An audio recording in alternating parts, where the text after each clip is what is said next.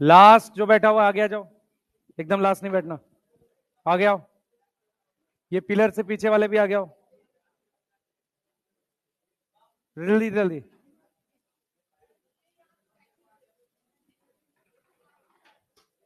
बैठो जल्दी।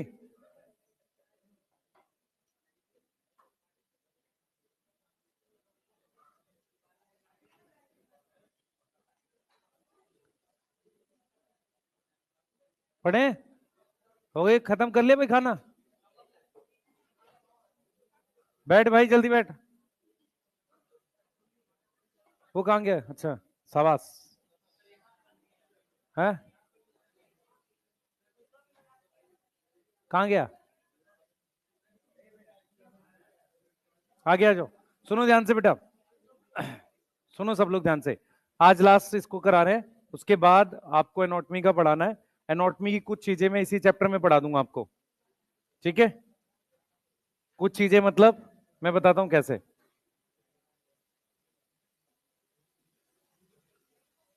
हाँ,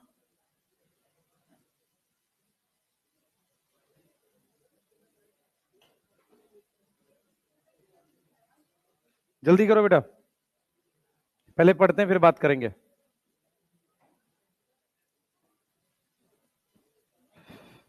पहली बात भाई, बैठ जाओ, एक मिनट सुनो ध्यान से।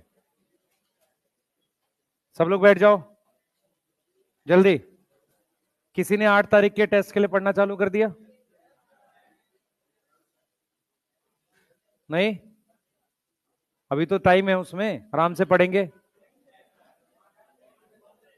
हाँ, बैठ जाओ, कुछ मत करो। सबसे पहले बायो में जो है आपका डोपा प्राइम फिर से लगा लो सारे चैप्टर का, ठीक है? सही है, उसको फिर से लगा लो। आपको मैंने, भाई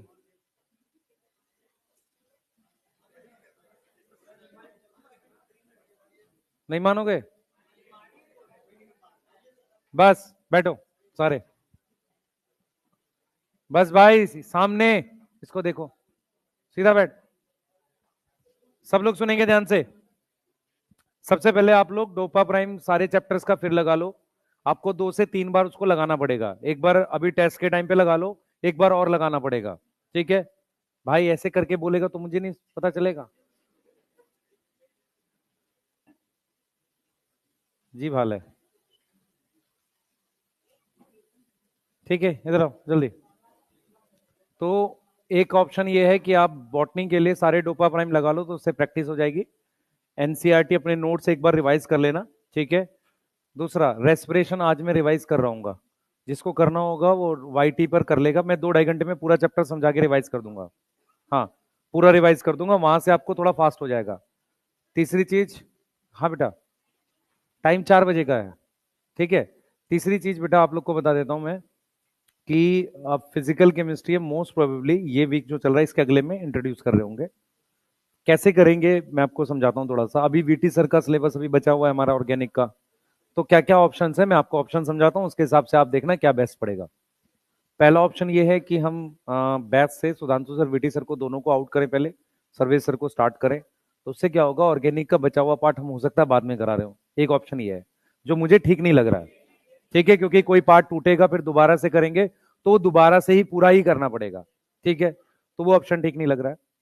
तो एक ऑप्शन अभी जैसे क्या है, सुधांशु सर को अब एक लेक्चर जो है कल हम दे रहे होंगे, फिर 3 दिन उनका है, फिर मोस्ट प्रोबेबली संडे को भी लगाकर उस चीज को फिनिश करेंगे जैसा हम सोच रहे हैं, ठीक है? उनसे उनका कोऑर्डिनेशन खत्म हो जाएगा।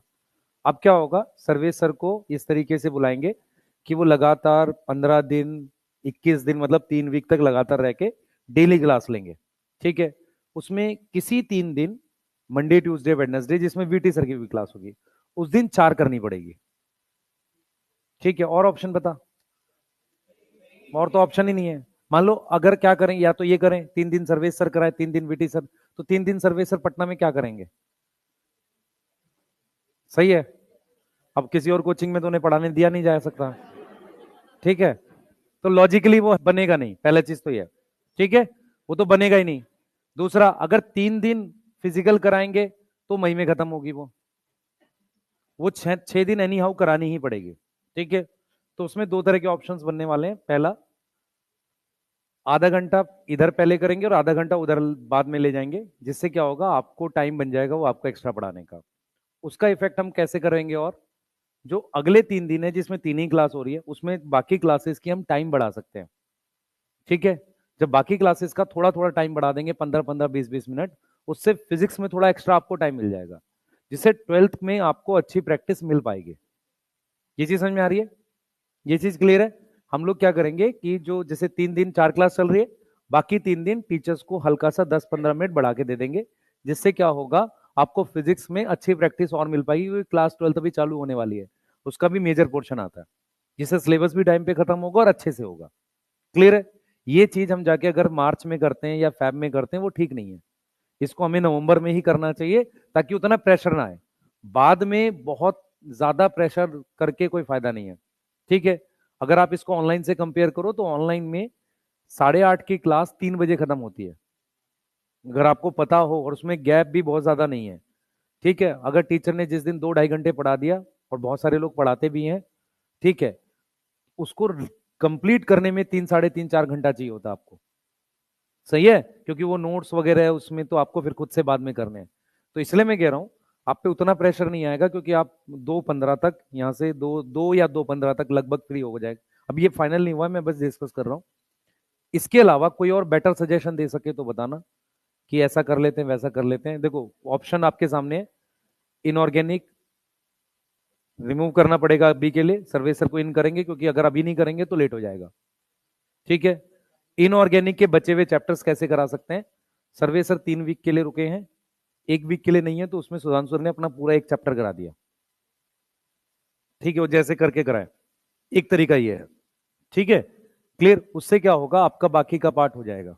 2 ही बचे हैं उसमें, एक पी ब्लॉक बचे, क्या बचेगा? सॉल्ट एनालिसिस और पी ब्लॉक, 2 बचे हैं ना, है? और कोऑर्डिनेशन जो चल रहा है वो कराएंगे उसको।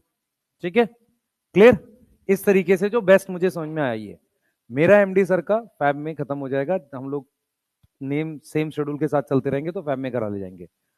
2 घंटे 3 दिन मिलने से मुझे फायदा होगा जेनेटिक्स पढ़ाने को बस। ठीक है, क्योंकि जेनेटिक्स में मेन क्वेश्चन प्रैक्टिस करानी, ये सब चैप्टर में आप खुद भी पढ़ लेते हो, इतना दिक्कत नहीं है। दूसरा, आपको मंजिल का बैच दे दिया गया है। मंजिल के बैच को कैसे यूज करूं मैं आपको बता देता हूं। मंजिल के बैच में हम लोग क्या करेंगे, आपको 50-50 क्वेश्चन की शीट है उसमें एक। ठीक है, चैप्टर वाइज। जब भी आपका कोई टेस्ट हुआ करे, जैसे 8 तारीख का टेस्ट है, तो उन 50 क्वेश्चन को उठा के सॉल्व कर लो पर चैप्टर। आपको ज्यादा क्वेश्चन भी नहीं करने पड़ेंगे, वो आराम से हो जाएगा। ठीक है, वो एक तरीका है। दूसरा क्या होगा, अभी मंजिल का हम 2.0 करेंगे, सेम लेक्चर्स रहेंगे, लेकिन उसमें लाइव क्वेश्चन प्रैक्टिस ऐड कर देंगे। ठीक है, आप सबके पास मंथन भी है? मंथन भी है ना? ठीक है, तो करेंगे क्या, आ, उस लाइव क्वेश्चन प्रैक्टिस को हम, जैसे अब आज फिजिकल केमिस्ट्री के पूरे एक चैप्टर की प्रैक्टिस है, इनऑर्गेनिक के पूरे चैप्टर की 2 घंटे की प्रैक्टिस है, वो शाम में हुआ करेगी। तो जिसको वहां क्वेश्चन प्रैक्टिस करनी है, वो वहां भी कर सकता है, ऐप में जाके। ऐप में होगी, बाहर नहीं होगी, वाईटी वाईटी पे नहीं होगी वो। क्लियर है? तो उससे क्या होगा, आपकी क्वेश्चन प्रैक्टिस भी एक्स्ट्रा हो जाएगी। वो हम 2.0 जब मंजिल लाएंगे तब करेंगे, वो मोस्ट प्रोबेबली शायद दिसंबर के फर्स्ट वीक वगैरह में लाएंगे। लेक्चर सेम रहेंगे जो आपको मिले हुए हैं, बस उसमें क्या ऐड करेंगे हम, क्वेश्चन प्रैक्टिस और कुछ चीजें और ऐड कर देंगे। ठीक है, दूसरा, चैप्टर वाइज टेस्ट में ले ही रहा हूं, इनको मैं धीरे धीरे ऐप पे डलवा दूंगा, तो बाद में आप जब भी रिवाइज करें, इन चैप्टर वाइज टेस्ट को कर लें। कुछ बच्चे साथ के साथ कर रहे होंगे, कुछ बच्चे बाद में करना चाहते हैं, कर सकते हैं।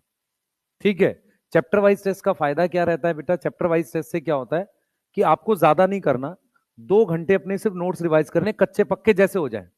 उसके बाद भी अगर आप चैप्टर वाइज टेस्ट दोगे ना, तो बहुत सारी चीजें आपकी क्लियर हो जाती हैं। ठीक है, क्लियर? सिर्फ ये बेनिफिट है, और कोई नहीं। कोई भी चैप्टर आपको 100% आए ये जरूरी नहीं है। अब शायद आप में से बहुत सारे बच्चों को ये पता होगा कि कोई भी चैप्टर नीट वाले दिन 100% नहीं आता होता, हमें थोड़ा बहुत भी आता है तो हम क्वेश्चन कर ले जाते हैं। क्लियर? सही है, तो अपने हिसाब से चीजें मैनेज करने लग जाओ। चीजें जैसे 12th में एंटर करेंगे, थोड़ी सी और कम मैनेज होनी स्टार्ट हो जाती हैं। इसीलिए कह रहा हूं, कोशिश करो थोड़ा सा टाइम निकालो रिवीजन का। ठीक है, बायो में चैप्टर वाइज देखते हुए कर लो। मान लो मैं कहता हूं कि आप पे बहुत टाइम नहीं है, आज चैप्टर वाइज टेस्ट देना है, 1 ही घंटा 1.5 ही घंटा अपना रिवाइज कर लो नोट्स। बहुत ज्यादा डीप नहीं करना होता। ठीक है, कुछ चीजें दिमाग में बैठी होंगी कि साइनोबैक्टीरिया में फ्लैजिला नहीं होता, या क्लोरोफिल ए होता है साइनो, ये तो बैठेंगी, ये भी भूल गए हो सब। कुछ कुछ दिमाग में बैठी होती है, कुछ कुछ चीजें हम रिवाइज करते हैं। जो भूल जाते हैं वो क्या होता है, हम फंजाई का हैबिटाट भूल जाते हैं, है ना, फंजाई के एग्जाम्पल भूल सकते हैं। क्लियर है। लेकिन अगर मेरे दिमाग में बैठा हुआ है कि ड्यूटेरियोमाइसीट्स में सेक्सुअल स्पोर्स नहीं होते, तो ठीक है। क्लियर।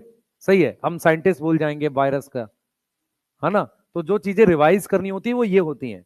अगर तुम्हें बिल्कुल ये याद नहीं है कि प्रोटिस्टा यूनिसेलुलर है, तो फिर बेटा नेक्स्ट ईयर आना चाहिए, 2026 के एग्जाम में आना चाहिए, मैं जेन्युइन बता रहा हूँ।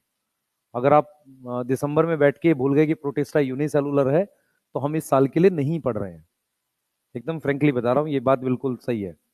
ठीक है। तो रिवीजन का मतलब ये नहीं है कि आप बिल्कुल जीरो हो। सही है। अगर बिल्कुल जीरो हो तो फिर चैप्टर पहली बार पढ़ रहे हो तो पहली बार पढ़ो, फिर रिवीजन थोड़ी हुई वो। क्लियर। बहुत सारी चीजें आपको याद रहती हैं, दिमाग में रखो।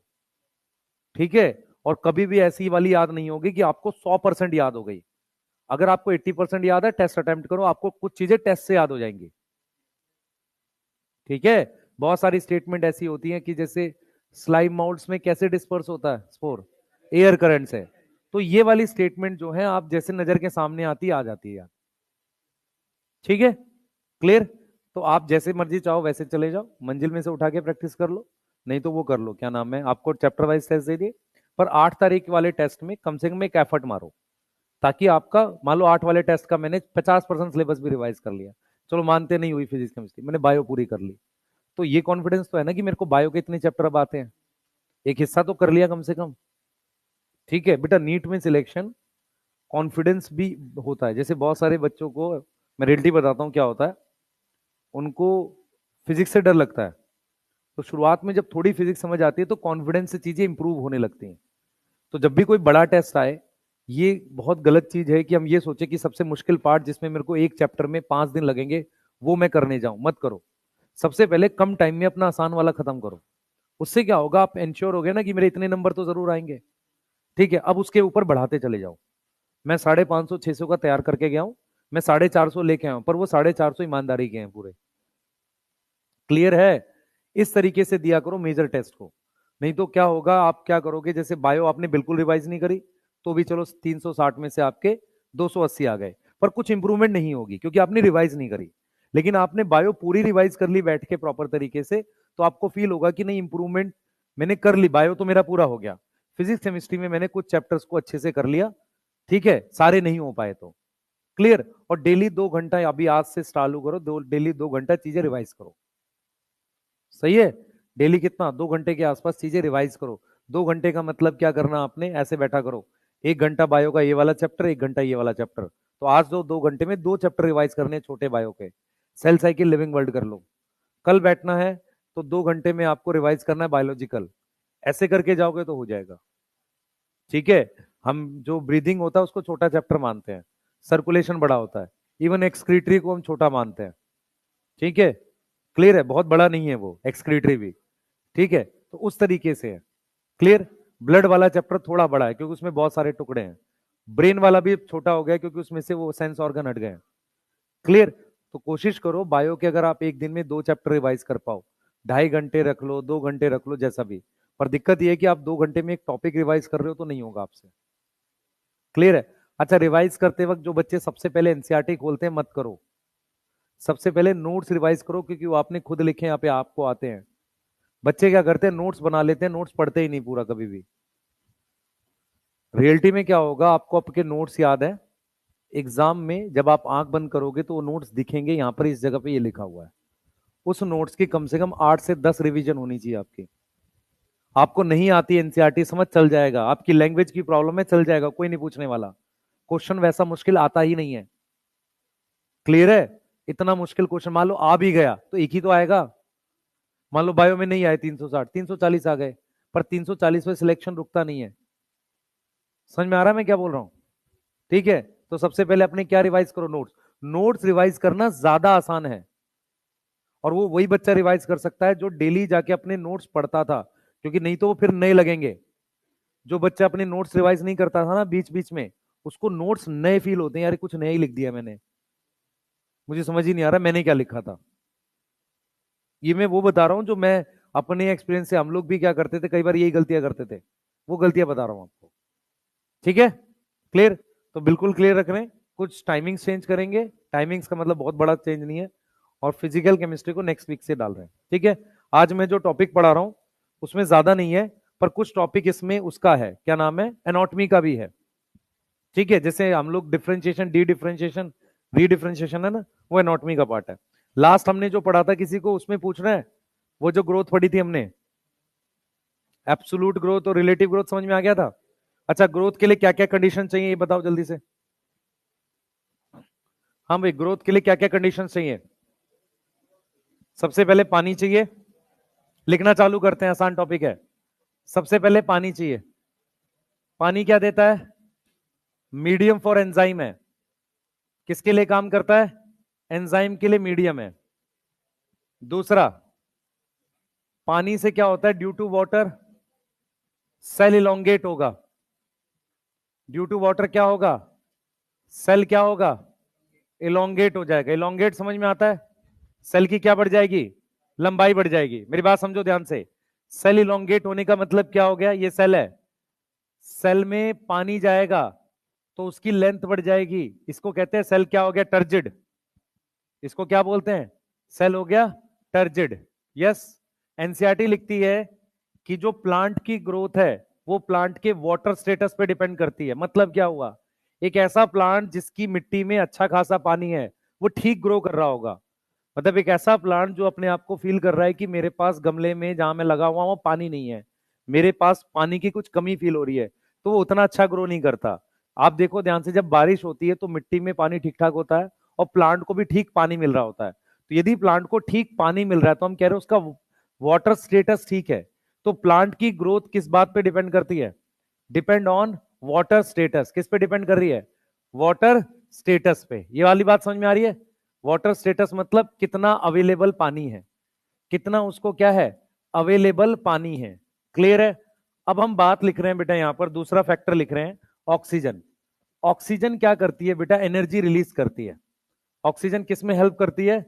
Help in release of energy. Release of energy कैसे? By respiration. जिसको यूज करते हैं फॉर ग्रोथ, जिसको हम यूज कर सकते हैं ग्रोथ के लिए। हाँ भाई, रूट को ऑक्सीजन मिलती है सॉइल से। यस, सॉइल में क्या प्रेजेंट होती है? ऑक्सीजन होती है बेटा। मेरी बात सुनो ध्यान से। आपने हमेशा देखा है कि ऐसी मिट्टी जिसके बीच में गैप है ना, वहां पे प्लांट की अच्छी ग्रो होती है। लेकिन अगर मिट्टी के बीच में गैप नहीं है तो वहां ऑक्सीजन नहीं है। दूसरा, आप में से बहुत सारे लोगों को पता है कि प्लांट सूख जाता है अगर पानी भरा हुआ, वाटर लॉगिंग हो। क्यों? क्योंकि अगर उसकी रूट के पास जहां हवा है वहां अगर ऑक्सीजन नहीं है तो रूट क्या हो जाएगी? सूख जाएगी। मेरी बात समझ में आ रही है? प्लांट की रूट क्यों सूख जाती है, खराब हो जाती है? क्योंकि उसके आसपास क्या नहीं है? ऑक्सीजन नहीं है। तो ऑक्सीजन प्लांट के सारे हिस्से को चाहिए, रूट को, स्टेम को और लीफ को। बिना ऑक्सीजन के क्या नहीं होगा? रेस्पिरेशन नहीं होगा। तीसरी चीज है टेम्परेचर। टेम्परेचर में एक वर्ड यूज करते हैं, ऑप्टिमम। क्या वर्ड यूज करते हैं? Optimum temperature. तो जो ऑप्टिमम टेम्परेचर होता है बेटा, ऑप्टिमम टेम्परेचर जो होता है वो ध्यान से सुने, वो हमारे पास लगभग 25 से 30 डिग्री सेल्सियस होता है, जिसमें प्लांट की मैक्सिमम ग्रोथ होती है। प्लांट की मैक्सिमम ग्रोथ होती है। मैक्सिमम प्लांट C3 होते हैं, इसलिए हम उसका लिख रहे हैं। C4 प्लांट में ये 30 से 40 होगा। इसके अलावा एक और फैक्टर है जिसको हम कहते हैं न्यूट्रिएंट्स। जिसको हम क्या बोलते हैं? न्यूट्रिएंट्स। न्यूट्रिएंट्स क्या होते हैं बेटा? जो प्लांट को सॉइल से चाहिए उस तरीके से चाहिए। ठीक है, तो न्यूट्रिएंट्स में हमारे पास क्या होते हैं? एक मैक्रो न्यूट्रिएंट होते हैं, यस, मैक्रो न्यूट्रिएंट होते हैं, एंड माइक्रो न्यूट्रिएंट होते हैं। अब मैं आपसे जो पूछूंगा उसको ध्यान से बताना। अगर किसी प्लांट को ग्रो करना है तो हम उसका टर्जिड बना के उसका क्या इंक्रीज कर रहे हैं? प्रोटोप्लाज्म। तो प्रोटोप्लाज्म का मटेरियल बनाने के लिए, मतलब कि प्रोटोप्लाज्म जिस चीज का बना हुआ है, जिस चीज का बना हुआ है, या सेल वॉल नहीं बनाने के लिए मुझे क्या चाहिए? न्यूट्रिएंट देना पड़ेगा। तो हमने यहां पर क्या लिखा है? Macro and micro nutrient require for, किसके लिए चाहिए? Synthesis of protoplasm. किसके लिए चाहिए? Synthesis of protoplasm. ये वाली बात समझ में आ रही है? बोलो। इसके अलावा कुछ और फैक्टर्स हैं, जैसे कि 5 हमारे पास लाइट हो सकती है। यस, लाइट एक तो हेल्प करती है फोटोसिंथेसिस में। उसके अलावा लाइट जो है वो एज अ सिग्नल काम करती है। सिग्नल किस चीज के लिए? Act as a signal, signal for flowering. बोलो, इस सिग्नल को हम स्टिमुलस बोल सकते हैं। यस बच्चे, आपको पता है छोटे दिन का प्लांट, बड़े दिन का plant, short day plant, long day plant. तो लाइट दो काम करती है, फोटोसिंथेसिस के अलावा कैसे काम करती है? सिग्नल की तरह काम करती है। ग्रेविटी का भी रोल होता है। ग्रेविटी क्या करती है बेटा? कंट्रोल करती है स्टेम और उसकी ग्रोथ को, या डायरेक्शन देती है। किसको? Give direction. किसको देती है डायरेक्शन? रूट को। Direction to root and shoot. Shoot को अवे ले जाती है। अब मेरी बात सुनो ध्यान से, मेरी बात सुनो समझो। आप बीज को ऐसे रख दो, ऐसे रख दो, ऐसे रख दो, उसकी रूट नीचे ही जाएगी, स्टेम ऊपर ही जाएगी। नहीं तो क्या होता, फार्मर को बीज को बोने के लिए एंगल सेट करना पड़ता, वो सिर्फ उसको फेंक देता है सॉइल में। समझ में आ रहा है? ग्रेविटी अपने आप रूट को नीचे खींचती है और वो चीज ऊपर जाती है। ये चीज क्लियर है? इसे कहते हैं सिग्नल्स हैं ये। लाइट भी डे लेंथ वगैरह है। इसमें मैंने CO2 नहीं लिखा फैक्टर में, क्यों? CO2 भी तो लिखना चाहिए। हाँ, CO2 क्यों नहीं लिखा? कौन बताएगा? ठीक है, स्टिल और कोई? CO2 नहीं लिखा ना, एनसीईआरटी ने भी नहीं लिखा, मैंने भी नहीं लिखा। क्यों भाई, आपस में बात करोगे? CO2 क्यों नहीं लिखा है? जो बताएगा उनको VT सर की शादी में भेजने का स्पेशल अरेंजमेंट किया जाएगा। बताओ आप, है सिलेबस खत्म होने के बाद। हाँ, CO2 क्यों नहीं लिखा? भाई CO2 इसमें है। यस, यस, CO2 एक्चुअल में न्यूट्रिएंट में है। आप अगर मैक्रो न्यूट्रिएंट में देखोगे तो CO2 आएगा, पानी आता है, पानी से हाइड्रोजन मिलता है, CO2 से कार्बन और ऑक्सीजन मिलता है। यहां ऑक्सीजन एज अ रेस्पिरेशन काम कर रहा है। न्यूट्रिएंट जैसे मान लो मैं अगर CO2 और पानी को जोड़ता हूं तो ग्लूकोज बनता है, सही है? तो कार्बन ये आ गई, हाइड्रोजन आ गई और इसकी ऑक्सीजन आ गई, सही है? तो CO2 किस में आ रहा है? मैक्रो न्यूट्रिएंट में। तो मैक्रो न्यूट्रिएंट में कार्बन आता है, हाइड्रोजन आता है, यस, ऑक्सीजन आता है, नाइट्रोजन, ये सारी चीजें आती हैं। इसलिए इसने CO2 नहीं लिखा। यहां ऑक्सीजन का देखो डिफरेंट रोल लिख रहा है। अब ये पानी को जो लिख रहा है, पानी हाइड्रोजन का डोनर नहीं लिख रहा है, यहां पर पानी को एज अ मीडियम लिख रहा है। हाइड्रोजन का डोनर तो पानी होता ही है, पर वो उसका एज अ न्यूट्रिएंट की तरह रोल है। समझ में आया? याद करो, मैंने कभी पढ़ाया हो फ्यूचर में कभी, उसमें न्यूट्रिएंट और मिनरल में फर्क होता है। हाँ बेटा, कह तो रहा हूं, ऑक्सीजन का यहां पर एनर्जी के लिए रोल लिखा है। ऑक्सीजन रेस्पिरेशन में चाहिए। न्यूट्रिएंट का मतलब होता है ऑक्सीजन जो है वो किसका पार्ट बन जाए? ग्लूकोज का। वो कौन सी ऑक्सीजन ग्लूकोज का पार्ट बनती है? CO2 वाला, H2O वाला? CO2 वाला। H2O की तो ऑक्सीजन बाहर जाती है। यहां पानी भी तो लिखा है, पर पानी का कौन सा रोल लिखा है? एंजाइम के लिए मीडियम काम करती है। ये थोड़ी लिखा है पानी is a donor of hydrogen. ठीक है, तो ये कार्बन में हमारे पास CO2 जो है ये यहां प्रेजेंट है मैक्रोन्यूट्रिएंट में। ठीक है, CO2 हमारे लिए किसका काम करती है? न्यूट्रिएंट का काम करती है। किसके लिए? प्लांट के लिए। क्लियर? न्यूट्रिएंट और मिनरल में फर्क होता है। CO2 जमीन से नहीं आती, इसलिए उसको न्यूट्रिएंट बोलते हैं, मिनरल नहीं बोलते। अगर जमीन से आ रही होती तो क्या बोलते हैं उसे? मिनरल बोलते हैं। सही है? ठीक है, वो चैप्टर ही कट गया, नहीं तो पढ़ रहे होते इसको। ठीक, चलिए आगे चलेंगे, जल्दी से जल्दी बनाओ।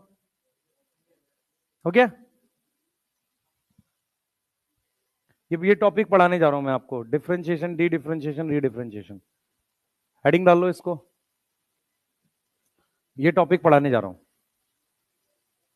लिख लो जल्दी से, डिफरेंशिएशन, डी डिफरेंशिएशन, रीडिफरेंशिएशन पढ़ाने जा रहा हूं। जल्दी करो भाई, जल्दी करो।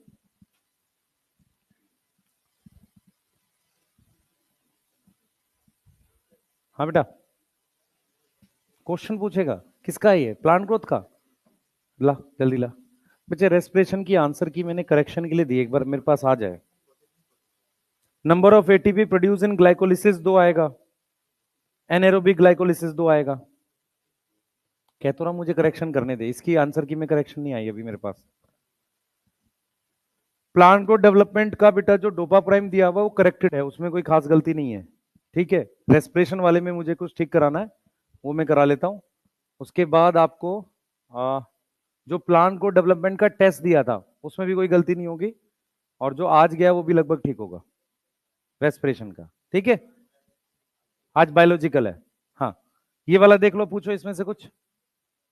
चले आगे, डिफरेंशिएशन डी डिफरेंशिएशन एनाटॉमी का टॉपिक है, उसको समझते हैं एक बार, ठीक है। चलिए चालू करते हैं।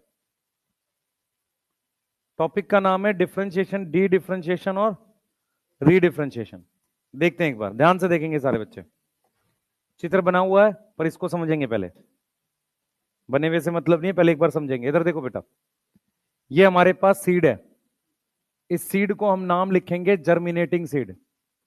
टॉपिक का नाम देखो पहले क्या लिखा है, हेडिंग हमने लिखा है डिफरेंशिएशन, फिर लिखा है डी डिफरेंशिएशन, फिर लिखा है रीडिफरेंशिएशन। ये 3 टॉपिक हैं जिनको आपको समझना है, ठीक है, जिनको आपको समझना है। सबसे पहले हमारे पास ये जर्मिनेटिंग सीड है। क्या है हमारे पास? जर्मिनेटिंग सीड है। अब मेरी बात सुनो ध्यान से। जर्मिनेटिंग सीड में हमारे पास जो मेरिस्टेम होती है वो प्राइमरी मेरिस्टेम होती है।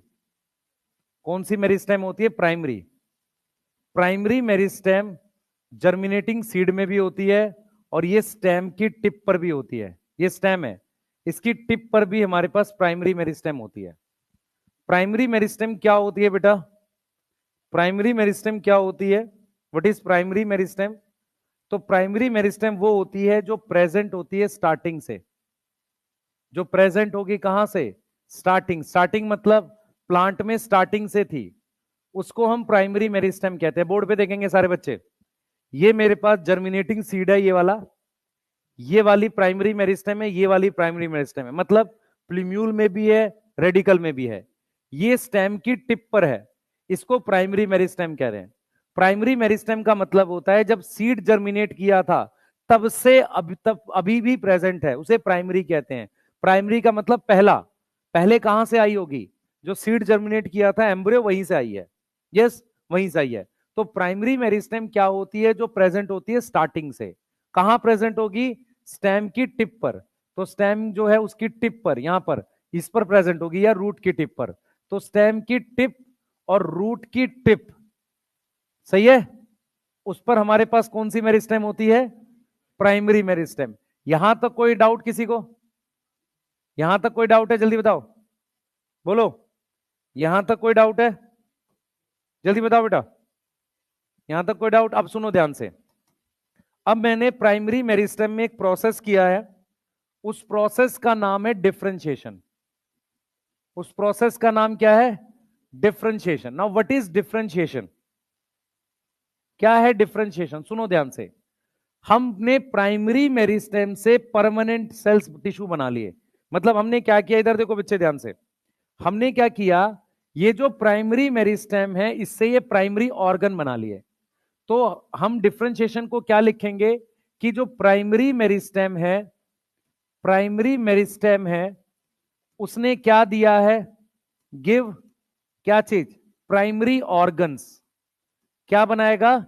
Primary organs. कैसे बनाया उसने? By differentiation. कैसे बनाया है? By differentiation. यहां तक समझ में आ रही है? बोलो जल्दी से, यहां तक समझ में आ रही है? जल्दी बताओ, जल्दी बताओ बेटा, यहां तक समझ में आ रही है? तो प्राइमरी ऑर्गन ने क्या किया है? डिफरेंशिएशन करके, सॉरी, प्राइमरी मेरिस्टेम ने डिफरेंशिएशन से प्राइमरी ऑर्गन बनाए हैं। अब प्राइमरी ऑर्गन के नाम देखो क्या है, लीफ, स्टेम और रूट। ये सब कौन से ऑर्गन है? प्राइमरी ऑर्गन है। प्राइमरी ऑर्गन्स में प्राइमरी टिश्यूज होते हैं। कौन से टिश्यू होते हैं? Primary tissue. प्राइमरी टिश्यू का क्या मतलब है? जो प्राइमरी मेरिस्टेम की डिफरेंशिएशन से बने हैं, सही है। प्राइमरी मेरिस्टेम के परमानेंट होने से जो टिश्यू बनते हैं उन्हें क्या बोलते हैं? Primary tissue. अब प्राइमरी टिश्यूज के नाम देखो क्या क्या है, मैं लिख रहा हूं। प्राइमरी टिश्यू में ये वाली लेयर को कह रहे हैं एपिडर्मिस। क्या नाम लिख रहे हैं? एपिडर्मिस। यहां पर सेल्स हैं कॉर्टेक्स, इसको नाम लिख रहे हैं एंडोडर्मिस। यस, यहां पर एक और लेयर आएगी पेरीसाइकिल। क्या नाम रहेगा? पेरीसाइकिल। उसके बाद ये वाली जो फ्लोएम है, ये वाली जो फ्लोएम है, इसको कह रहे हैं प्राइमरी फ्लोएम। Primary phloem. ये वाली लेयर है, उसको कह रहे हैं प्राइमरी जाइलम। क्लियर है? Primary xylem. तो ये प्राइमरी फ्लोएम में, ये क्या है? Primary xylem. ये चीज समझ में आ रही है? इसके बीच में पहले से एक डिवाइडिंग सेल होते हैं जो प्राइमरी मेरिस्टेम होती है, बीच में है। इसको कहते हैं इंट्राफेसिकुलर कैम्बियम। Intrafascicular cambium. ये भी प्राइमरी मेरिस्टेम होती है, स्टार्टिंग से प्रेजेंट है। तो आप ध्यान से देखो, primary xylem, primary phloem, pericycle, endodermis, cortex, epidermis, ये सब क्या है? प्राइमरी टिश्यू है, जो किसमें प्रेजेंट है? प्राइमरी ऑर्गन में। यहां तक समझ में आ रहा है? तो अगर आपसे पूछे कि डिफरेंशिएशन से कौन से टिश्यू बनते हैं, तो आप क्या लिखोगे? Epidermis, cortex, endodermis, pericycle, primary xylem. ठीक है?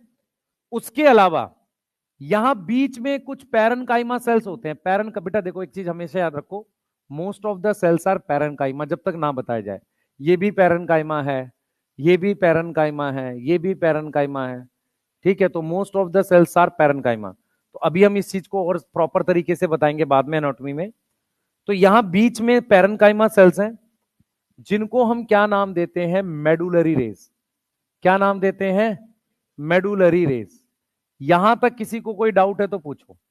मैं फिर रिपीट कर रहा हूं, क्वेश्चन आ सकता है, which is not product of differentiation, ऐसा क्वेश्चन आ सकता है। उसमें हमने लिखा primary medullary race. Primary medullary race, एक तो ये लिख दिया, ये भी डिफरेंशिएशन से बना है। फिर मैंने लिख दिया कॉर्टेक्स, फिर मैंने लिख दिया प्राइमरी जाइलम, प्राइमरी जाइलम, और लास्ट में मान लो मैंने लिख दिया कॉर्क कैम्बियम। तो कॉर्क कैम्बियम एक सेकेंडरी मेरिस्टेम होती है। तो बाकी के सब किसका प्रोडक्ट है? डिफरेंशिएशन। सही है? सही है। डिफरेंशिएशन किसकी होगी? कौन सी मेरिस्टेम की होगी? प्राइमरी। प्राइमरी कौन सी होती है? जो स्टार्टिंग से प्रेजेंट हो। स्टार्टिंग से किस में प्रेजेंट होती है? शूट टिप में और रूट टिप में। आई कहां से? जर्मिनेटिंग सीड के एम्ब्रियो से आई। सही है? यहां तक कोई डाउट? बनाइए एक बार ये वाली स्लाइड बनाइए, आगे चलेंगे। टॉपिक का नाम क्या है? डिफरेंशिएशन, डी डिफरेंशिएशन और रीडिफरेंशिएशन। जल्दी बनाइए, जल्दी, फास्ट।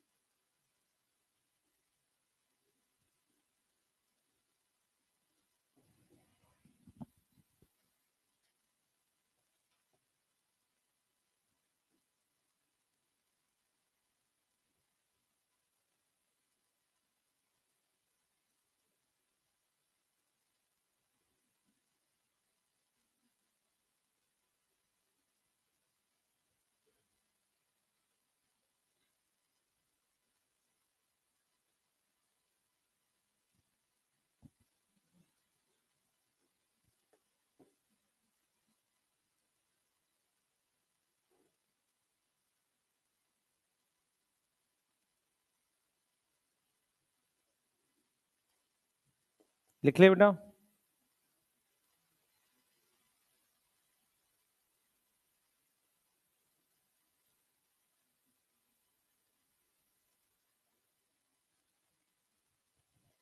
जल्दी करो,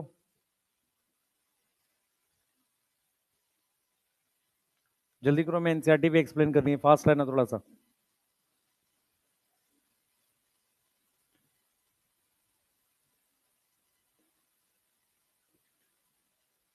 आपके टोटल मेरे ख्याल से 8 चैप्टर हुए हैं अभी तक। लिविंग बायोलॉजिकल प्लांट 3, मॉर्फो 4, और सेल साइकिल 6। फोटोसिंथेसिस, रेस्पिरेशन, ये 6 3 9 चैप्टर हो गए इसको मिला के। अब आपके रह गए एक एनाटॉमी 10, एक बायोमोलिक्यूल 11। ठीक है, 12th में बेटा ज्यादा उसी में जेनेटिक्स में ही टाइम लगेगा आपका।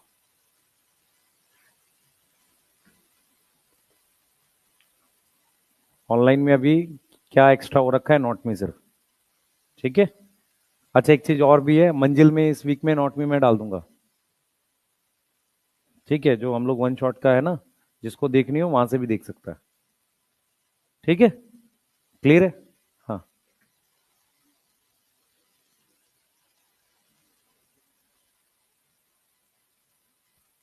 और एनाटॉमी का डोपा प्राइम मैंने बना दिया है, आपको 1 2 दिन में मैं डाल दूंगा बैच में।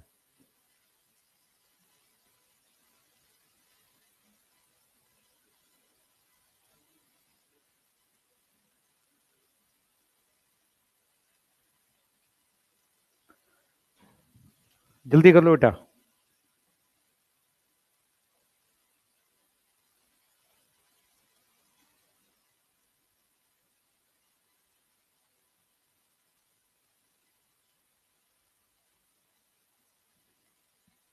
मुझे बायोमोलिक्यूल के 2 3 टेस्ट लेने पड़ेंगे। अगर मैं आपको रिजल्ट बोलूं, क्वेश्चन ज्यादा किसके आते हैं, सेल साइकिल के, बायोमोलिक्यूल के, मॉलिक्यूलर जेनेटिक्स के, सही है, प्रिंसिपल के, बायोटेक के। तो जिन चैप्टर के क्वेश्चन ज्यादा आते हैं उनके ज्यादा टेस्ट दो। समझ में आ रहा है? चैप्टर तो करना ही है हमने सारा, लेकिन जिनके ज्यादा आते हैं उनके ज्यादा टेस्ट दो। और उसमें फिर केमिस्ट्री भी आपका पार्ट है। अभी बहुत टाइम है, अगर सिलेक्ट होना है तो किसी तरीके से फरवरी तक गेम में बने रहो। 2 2.5 महीने बहुत पूरा पूरा दिन रहेगा, क्लास नहीं करनी होती उसके बाद। ठीक है, गेम में किसी तरीके से बने रहो। गेम में बने रहने का मतलब 8 तारीख के टेस्ट में अगर आपने बायो भी खत्म कर ली, तो जब फरवरी के बाद आपके पार्ट टेस्ट चालू होंगे, आप सोचो ध्यान से। तो पहले पार्ट टेस्ट में मान लो 4 चैप्टर बायो के आ रहे हैं, सही है, 2 फिजिक्स के 2 केमिस्ट्री के, या 3 फिजिक्स के 3 केमिस्ट्री के, 6 चैप्टर बायो के आ रहे हैं। बायो में आधे दिन में रिवाइज कर लूंगा पूरी, क्योंकि मैंने पहले की थी। तो फिजिक्स केमिस्ट्री के चैप्टर फिर एक वीक में किए जा सकते हैं। इसे कह रहा हूं मैं, गेम में बने रहना। जितना अभी करोगे बाद के लिए रिलैक्स रहेगा। सही है। और स्टार्टिंग में जब आप टेस्ट में नंबर ठीक लाने लगोगे, फिर वो सेट हो जाता है, कोई दिक्कत नहीं होती। क्लियर? तो अभी भी 2 3 जगह है जहां पर इंप्रूव कर सकते हो। एक अभी करोगे, फिर फैब के बाद टेस्ट चलेंगे, वो होगा। सही है। आखिरी 1 महीने दिमाग बहुत तेज चल रहा होता है। तो जितना आप मार्च और अप्रैल में पढ़ते हो, सॉरी, इसमें पढ़ोगे, फरवरी मार्च में पढ़ोगे, अप्रैल में उसका 3 गुना पढ़ता है बच्चा। क्योंकि अप्रैल ही वो मंथ होता है जिसमें सारी चीजें आपस में अच्छे से जुड़ जाएंगी, कनेक्ट होने लगती हैं। तो अभी गेम से कोई बाहर नहीं है प्रॉपर तरीके से, अंटिल आप मान ना लो। कौन बाहर कर रहा है तुम्हें?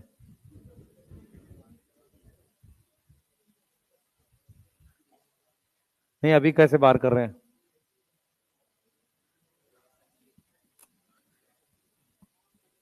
बेटा ऐसे ऐसे बच्चे लास्ट ईयर मिलने आए थे सेलेक्ट होके, जिन्होंने बोला नवंबर में चालू किया, हमारे 500 कुछ थे, नवंबर में चालू किया, हो गया कैसे पता नहीं। क्योंकि पेपर जब आसान आता है ना, तो उन चैप्टर्स के भी क्वेश्चन बन जाते हैं जो आपने डीप नहीं पढ़ा। ठीक है, तो पेपर आसान है मुश्किल है उसका फर्क नहीं पड़ेगा, अपनी तैयारी सही कर लेते चले जाओ बस। हम्म। इंट्रा मतलब फ्लोएम और जाइलम के बीच में ये डिवाइडिंग सेल हैं, जो पहले से, ये वाले डिवाइडिंग सेल हैं वो जो पहले से प्रेजेंट है। सही है। एपिडर्मिस और कॉर्टेक्स डिफरेंशिएशन का पार्ट, डिफरेंशिएशन से बने हैं ये। अभी कहां पढ़ाया? हाँ बेटा।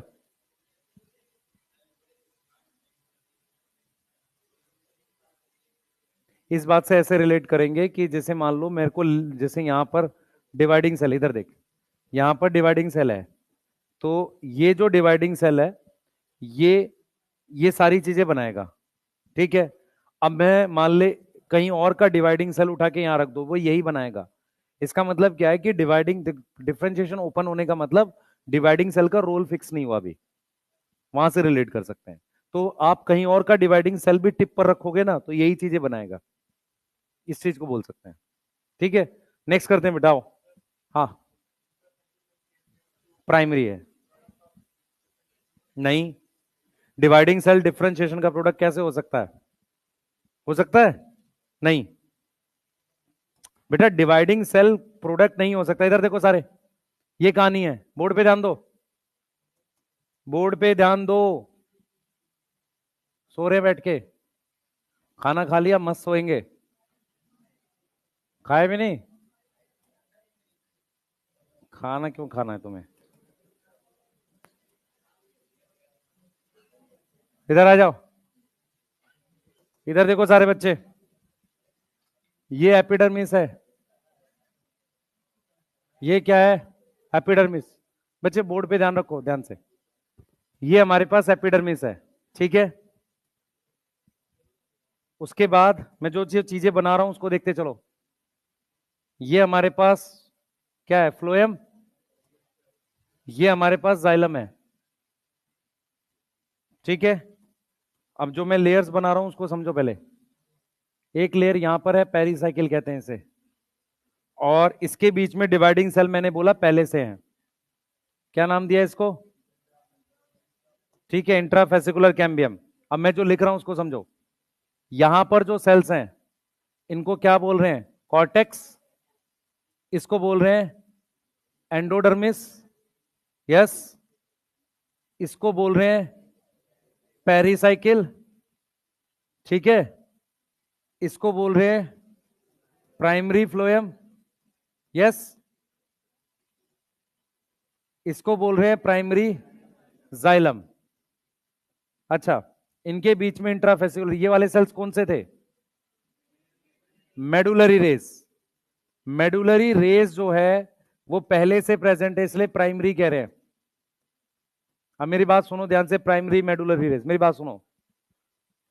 ये जो सेंटर वाला एरिया होता है इसको कहते हैं पित्त। पित्त का एक और नाम मेडुला होता है। पित्त का एक और नाम क्या होता है? मेडुला। तो मेडुला से जो सेल्स ऐसे जुड़े होते हैं ऐसे, उसको मेडुलरी रेस कहते हैं। समझ में आ रहा है? मेडुला से जो सेल्स ऐसे जुड़े होते हैं, पैरेन्काइमा सेल्स, उनको हम मेडुलरी रेस कहते हैं। सही है? मेडुला किसका नाम है? पित्त का। जैसे पढ़ते हो ना ब्रेन में भी, outer cortex, inner medulla, same चीज है यहां पे। अब आओ आगे। अब हम क्या करेंगे? हम प्रोसेस करने वाले हैं डी डिफरेंशिएशन का। डी डिफरेंशिएशन का मतलब होता है, what is D differentiation? D differentiation का मतलब होता है कि हमारे पास कोई परमानेंट सेल, अब परमानेंट सेल में मेनली पैरेन्काइमा, तो हमारे पास क्या होगा कि कॉर्टेक्स जो कि कैसा सेल है? परमानेंट है, यस, परमानेंट है। और मेरे पास मेडुलरी रेस, ये भी कौन सा सेल है? परमानेंट है। और परमानेंट में भी ये पैरेन्काइमा है। परमानेंट सेल तीन तरह का होता है, पैरेन्काइमा, कोलेनकाइमा, स्क्लेरेनकाइमा, तीन तरह का होता है। तो परमानेंट में भी कौन से टाइप का है? पैरेन्काइमा। तो ये क्या होंगे बेटा? ये दोनों अगेन बिकम डिवाइडिंग, अगेन क्या हो जाएंगे? Become dividing. तो अगर मैं, ध्यान सुनेंगे, अगर मैं किसी डिवाइडिंग किसी परमानेंट सेल को, किसी परमानेंट को दोबारा डिवाइडिंग में कन्वर्ट कर दूं, परमानेंट को कन्वर्ट कर दूं किस में? डिवाइडिंग में, तो उस प्रोसेस को हम क्या बोलते हैं? D differentiation. डी डिफरेंशिएशन समझ में आया? कि हम किसी परमानेंट को दोबारा से डिवाइडिंग कर दें। ऐसा नहीं होता कि रैंडम किसी को भी कर दें, फिक्स होता है प्लांट में। तो हम किसको किसको करेंगे? देखो, हम क्या करेंगे बेटा, हमारे पास ये एंडोडर्मिस है, तो हमने क्या किया है, किसको किया है? देखो, हमने किया है सबसे पहले यहां डिवाइडिंग सेल बना दिए हैं, एक पूरी रिंग बनाई है डिवाइडिंग सेल की। तो हमने ये डिवाइडिंग सेल किससे बनाए थे? यहां कौन सी चीज थी? कॉर्टेक्स। तो इस डिवाइडिंग सेल की लेयर को हम नाम देते हैं कॉर्क कैम्बियम। क्या नाम देते हैं? Cork cambium. अब कॉर्क कैम्बियम किस प्रोसेस से बना है? डी डिफरेंशिएशन से। ये एक प्रकार की सेकेंडरी मेरिस्टेम है। जिन बच्चों को ये याद है कि सेकेंडरी मेरिस्टेम प्राइमरी मेरिस्टेम से आती है, गलत याद है। प्राइमरी मेरिस्टेम जो होती है शुरुआत से प्रेजेंट होती है, सेकेंडरी मेरिस्टेम परमानेंट सेल से आती है, प्राइमरी से नहीं आ रही। किससे आ रही है? परमानेंट सेल से आ रही है। By the process of D differentiation. यहां तक समझ में आ रहा है? ठीक है। अब एक और मेरिस्टेम अपने बनाने जा रहे हैं, एक और मेरिस्टेम अपने बनाने जा रहे हैं। ठीक है, एक और मेरिस्टेम हम बनाने जा रहे हैं, वो क्या है समझना। हमने यहां पर क्या बना दिया, ये कैम्बियम पहले से थी, अब हमने क्या किया, मेडुलरी रेस को कन्वर्ट कर दिया डिवाइडिंग सेल में, ये रिंग बना दी पूरी। ये क्या बना दी, रिंग बना दी। इस रिंग का नाम है वास्कुलर कैम्बियम। इसको कहते हैं इंटरा, क्या नाम था, फेसिकुलर कैम्बियम। यस, इसका नाम क्या था, इंटरफेसिकुलर। अब मुझे बताओ इंट्रा और इंटर में कौन प्राइमरी है, इंट्रा प्राइमरी है, शुरुआत से प्रेजेंट थी, इंटर सेकेंडरी है। अब इन दोनों को मिलाकर, इन दोनों को मिलाकर हम नाम देते हैं वास्कुलर कैम्बियम। यस, तो अगर आपसे कोई पूछे कि डी डिफरेंशिएशन किसकी होगी, कॉर्टेक्स की और मेडुलरी रेस की, डी डिफरेंशिएशन से क्या बनेगा, कॉर कैम्बियम और इंटराफेसिकुलर कैम्बियम, इंटरफेसिकुलर, इंटर बनेगा। याद हो गया ये? ठीक है, डिफरेंशिएशन से क्या बन रहा है, epidermis, cortex, medullary race, endodermis, pericycle, primary xylem, primary phloem. यहां तक कोई डाउट, यहां तक तो कोई डाउट नहीं, बोलो। ठीक है, डी डिफरेंशिएशन से क्या बना रहे हैं, कॉर कैम्बियम और, हाँ वास्कुलर कैम्बियम इन जनरल बोल रहे हैं, वास्कुलर कैम्बियम और कॉर कैम्बियम। अब तीसरा प्रोसेस करेंगे, तीसरा प्रोसेस करेंगे जिसको हम बोलेंगे री डिफरेंशिएशन। अब मैं आपसे एक सवाल पूछता हूं, मुझे बताना, ध्यान सुनना, मैं एक स्टेटमेंट बोल रहा हूं, डिफरेंशिएशन और री डिफरेंशिएशन दोनों परमानेंट सेल बनाते हैं, ट्रू फॉल्स? ट्रू है। एक्चुअल में क्या है, डी डिफरेंशिएशन डिवाइडिंग सेल बना रही है, उन डिवाइडिंग सेल का क्या नाम है, कॉर कैम्बियम और वास्कुलर कैम्बियम। डिफरेंशिएशन ने परमानेंट सेल बनाए और अब री डिफरेंशिएशन क्या कर रही है, परमानेंट सेल बना रही है। लेकिन फर्क क्या है, री डिफरेंशिएशन किसकी होती है, अकर फॉर सेकेंडरी मेरिस्टेम। यस, किसकी होगी, सेकेंडरी मेरिस्टेम की। क्या देगा, टू गिव परमानेंट सेल, क्या देगा, परमानेंट सेल देगा। अब ये परमानेंट सेल्स कौन से बनेंगे उस पर फोकस करते हैं। ये मैंने बना दिया ऐसे, कौन है भाई जिसको नींद आ रही है इतनी तेज, मत करो भाई, है ना, कोई फायदा नहीं होगा, है ना। हाँ, दिन भर वीडियो देखते हो, अब जागना है नीट के लिए, हाँ, और उसके बाद तुम क्या करते हो, सो जाते हो। बहुत बढ़िया। हाँ इधर देखो, इधर देखो, रात में यही देख के सोते हो तुम, अब जागना है। गजब है यार, इधर आओ, इधर देखो, पहले काम की चीज देखो, सारे बच्चे इधर देखो। यार आप डेस्क वेक्स पीटने बंद कर दो, उससे कुछ नहीं हो रहा, 6 महीने पीट के देख लिया तुमने, इधर देखो। हाँ, हाँ, इधर देखो भाई,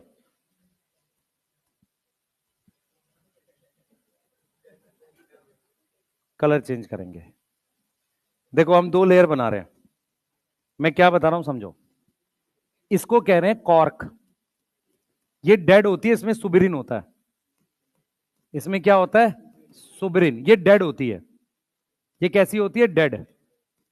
इसके अंदर एक लेयर बनी है, उसको कह रहे हैं सेकेंडरी कॉर्टेक्स। मेरी बात ध्यान से सुनो, कल हमने एक टॉपिक पढ़ा था अर्थमेटिक ग्रोथ या जो भी था, उसमें हमने पढ़ा था कि 2 सेल बनेंगे, एक डिवाइड करेगा एक परमानेंट होगा, ऐसा कुछ पढ़ा था। ठीक है, अब जरा ध्यान से सुनेंगे। हम ये कह रहे हैं कि ये जो कॉर्क कैम्बियम है ये वाली, इस कॉर्क कैम्बियम ने कुछ सेल्स अंदर की तरफ परमानेंट बनाए हैं, उसका नाम कॉर्क है, ये वाली, सॉरी बाहर की तरफ बनाए हैं, और कुछ अंदर की तरफ बनाए हैं। ये देखो, कुछ सेल्स बाहर की तरफ डेड सेल्स बनाए हैं और कुछ सेल्स अंदर की तरफ बनाए हैं परमानेंट। अंदर जो बनाए हैं उसका नाम क्या है, सेकेंडरी कॉर्टेक्स। सेकेंडरी वर्ड लगने का मतलब प्लांट में वो सेकेंडरी मेरिस्टेम से बना है। ठीक है, ये वाला किससे बना है, कॉर्क, ये भी किससे बना है, इस कॉर्क कैम्बियम से। तो बाहर बनेगा कॉर्क लेयर और अंदर बनेगी सेकेंडरी कॉर्टेक्स। तो सेकेंडरी कॉर्टेक्स और cork is a product of रीडिफरेंशिएशन। ये समझ में आ रहा है? सही है। अब देखो कैसे बना होगा। ये जो कॉर्क कैम्बियम है, ये ऐसी लेयर थी, इसने डिवाइड करके इस तरीके से कई लेयर्स बना दी, कई लेयर्स बना दी ऐसे, कई लेयर्स बना दी ऐसे। तो ये वाले सेल हो सकता है सेकेंडरी कॉर्टेक्स बन जाए, ये वाले सेल कॉर्क बन जाए, और बीच में वो बनी रहे कॉर्क कैम्बियम बन जाए। कैसे का मतलब, मैं मान लो कोई डिवाइडिंग सेल है, डिवाइडिंग सेल डिवाइड होकर और डिवाइडिंग सेल्स बनाएगा। जब खूब सारे डिवाइडिंग सेल बन गए कॉर्क कैम्बियम से, उसमें से कुछ बन जाएंगे बाहर वाले कॉर्क, और अंदर वाले क्या बन जाएंगे, सेकेंडरी कॉर्टेक्स। वो बीच में लेयर रहेगी, क्या नाम है उसका, cork cambium. What is difference between cork cambium and cork? Cork cambium is a product of D differentiation, cork is a product of री डिफरेंशिएशन। सही है? कॉर्क जो है और secondary cortex is a product of री differentiation, and cork cambium is a product of D differentiation. ये फर्क है। अब कहानी में आगे जाते हैं। ये हमारे पास फ्लोएम था, याद आ रहा है सबको? ठीक है, ये हमारे पास जाइलम था, जाइलम को थोड़ा दूर कर दिया इससे। ठीक है, हुआ ये है कि जो अंदर वाली कैम्बियम थी, ये वाली जो कैम्बियम थी, उसने क्या किया, इधर की तरफ ध्यान देंगे,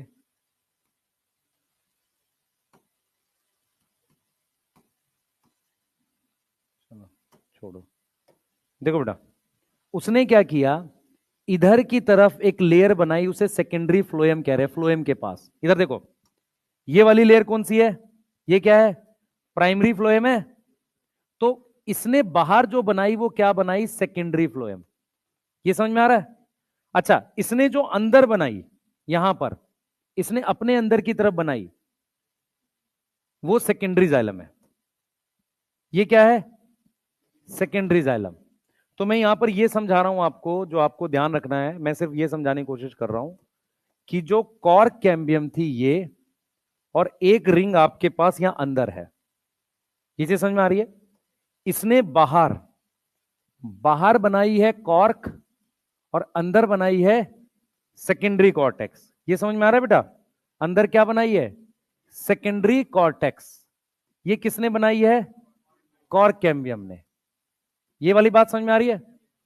ऐसे ही ये थी वास्कुलर कैम्बियम, इसने अंदर की तरफ जो बनाई है, ये यहां पर अंदर इसने सेकेंडरी जाइलम बनाई है।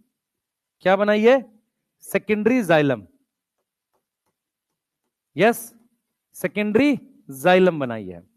अब ये जो सेकेंडरी जाइलम है, इसके अंदर यहां प्राइमरी जाइलम है ये। यस, ठीक है, क्लियर है? तो इसको हमने क्या लिख दिया बेटा, ये हमारे पास क्या हो गई, प्राइमरी जाइलम हो गई। इसने बाहर की तरफ क्या बनाया है, ये बाहर की तरफ सेकेंडरी फ्लोएम बनाया है। बाहर की तरफ क्या बनाया, ये सेकेंडरी फ्लोएम बनाया है। और इसके बाहर, यहां पर ध्यान देंगे, इसके बाहर हमारे पास यहां पर ये प्राइमरी फ्लोएम है। ये दिख रहा है सबको, ये प्राइमरी फ्लोएम है यहां पे, बोलो। तो आप देख पा रहे हो, ये है, देखो इधर देखो सारे बच्चे, ये प्राइमरी फ्लोएम है, ये प्राइमरी जाइलम है, ये क्या है, सेकेंडरी फ्लोएम, ये क्या है, सेकेंडरी जाइलम। ठीक है, और ये बीच में क्या है, वास्कुलर कैम्बियम। यहां तक समझ में आ रहा है? तो वास्कुलर कैम्बियम के एक साइड सेकेंडरी जाइलम, एक side secondary phloem. Cork cambium के एक साइड सेकेंडरी कॉर्टेक्स, दूसरी साइड कॉर्क। क्लियर है? अगर आप ध्यान से देख पाओगे, वास्कुलर कैम्बियम ने इस तरीके से बहुत सारी सेकेंडरी जाइलम बनानी होती हैं ऐसे, पर वो कैसे करेगा ये काम, वो ऐसे करेगा, ध्यान से सुनो, वो ऐसे करेगा। वास्कुलर कैम्बियम पहले बहुत सारी ये बनाएगा डिवाइडिंग सेल की लेयर, उसमें से अब वो परमानेंट करना शुरू करेगा। वो ऐसे काम करेगा कि ये वाली जितनी भी है अंदर की तरफ, इनको बना देगा सेकेंडरी जाइलम, इनको किस में कन्वर्ट कर देगा, सेकेंडरी जाइलम में। और जो बाहर की तरफ है उनको कन्वर्ट कर देगा किस में, सेकेंडरी फ्लोएम में। ये समझ में आ रहा है? ये चीज समझ में आ रही है? और ये कहानी कैसे चलेगी, ये मेरे पास क्या है, वास्कुलर कैम्बियम, ये क्या बन गया, सेकेंडरी फ्लोएम, ये क्या है, सेकेंडरी जाइलम। अब जो पास है वो नया है, ये 2021 में बनी होगी, ये 2024 में बनी होगी, क्योंकि ये पास है। समझ में आया? भाई इसने क्या किया, इस साल ये वाली बनाई है, सुनो ध्यान से, मैं क्या समझाने की कोशिश कर रहा हूं। इसने क्या किया है, इसने ये वाली इस साल बनाई है और ये वाली इस साल बनाई है। पिछले साल ये और ये बनी थी, उसके पिछले साल ये और ये बनी थी। अच्छा, यहां मेरे पास क्या प्रेजेंट होगा, ये प्राइमरी जाइलम है, ये क्या है प्राइमरी जाइलम, ये क्या है प्राइमरी जाइलम। इसके सेम सर्कल पे बैक साइड में यहां पे प्राइमरी फ्लोएम, यहां पर क्या होगा प्राइमरी फ्लोएम। तो जाइलम और फ्लोएम एक दूसरे से दूर जा रहे हैं। इनको ओपन बंडल इसलिए कहते हैं क्योंकि ये जो बीच में कैम्बियम थी ना, इसने इसको और इसको दूर कर दिया, ओपन करा हुआ है। ये समझ में आ रहा है, बोलो। तो अगर आपसे पूछा जाए कि रीडिफरेंशिएशन से क्या क्या बनेगा, तो आप क्या याद करोगे, secondary cortex, cork, secondary xylem, secondary phloem. अब सुनना ध्यान से, क्या होता है जब ये परमानेंट हो रहे होते हैं तो कुछ सेल्स परमानेंट नहीं होते, बीच बीच में ये परमानेंट होते हैं पर ये पैरेन्काइमा रह जाते हैं कि जाइलम फ्लोएम नहीं बनते बीच बीच में ऐसे। इनको हम एक लाइन की तरह से देखते हैं ऐसे, इन्हें कहते हैं सेकेंडरी मेडुलरी रेस। क्या बोलते हैं, सेकेंडरी मेडुलरी रेस। ये कैसे दिखती है मैं आपको दिखाता हूं। मान लो ये आपकी वास्कुलर कैम्बियम है, अंदर हमने बहुत सारी, क्या मैं कर क्या रहा हूं एग्जैक्टली मैं बताता हूं। ये टॉपिक एनाटॉमी में नहीं पढ़ेंगे हम क्योंकि सेकेंडरी ग्रोथ कट गया।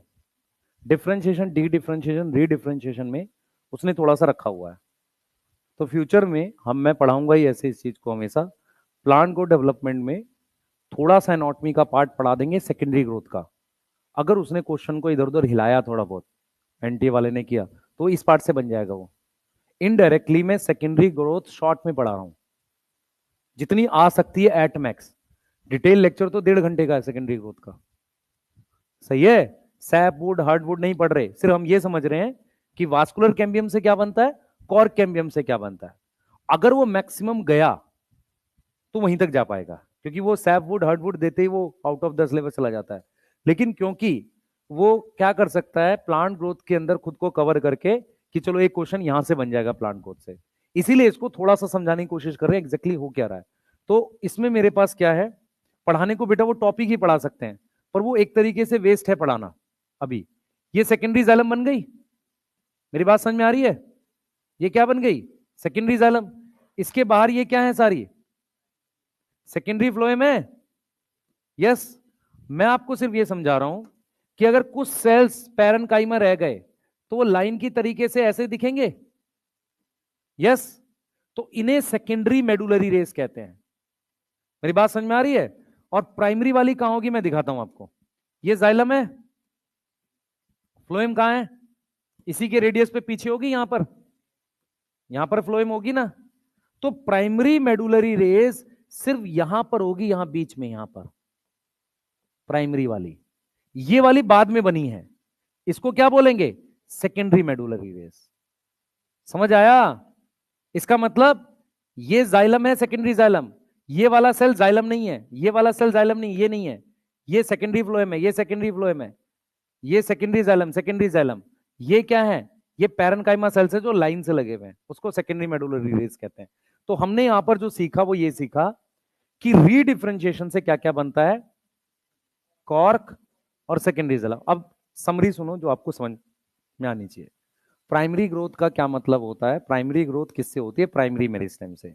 जब प्राइमरी मेरिस्टेम से प्राइमरी ग्रोथ होती है तो प्राइमरी ऑर्गन बनते हैं, root, stem, leaf, even fruit और फ्लावर भी प्राइमरी मेरिस्टेम से ही बनते हैं।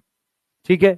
प्राइमरी मेरिस्टेम में प्राइमरी टिश्यू होते हैं, epidermis, endodermis, pericycle, pith, primary xylem, primary phloem, medullary rays, mesophyll cell के। समझ में आ रहा है, ये सब कौन से टिश्यू है, प्राइमरी मेरिस्टेम से बने।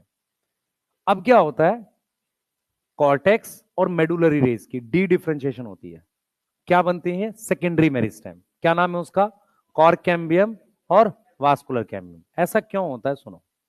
प्लांट की जब प्राइमरी ग्रोथ पूरी हो जाती है, स्टेम में खासकर और रूट में, तो वो सोचता है मैं चौड़ाई बढ़ाऊंगा। चौड़ाई क्यों बढ़ाऊंगा, क्योंकि उसको नई जाइलम और फ्लोएम की जरूरत होती है।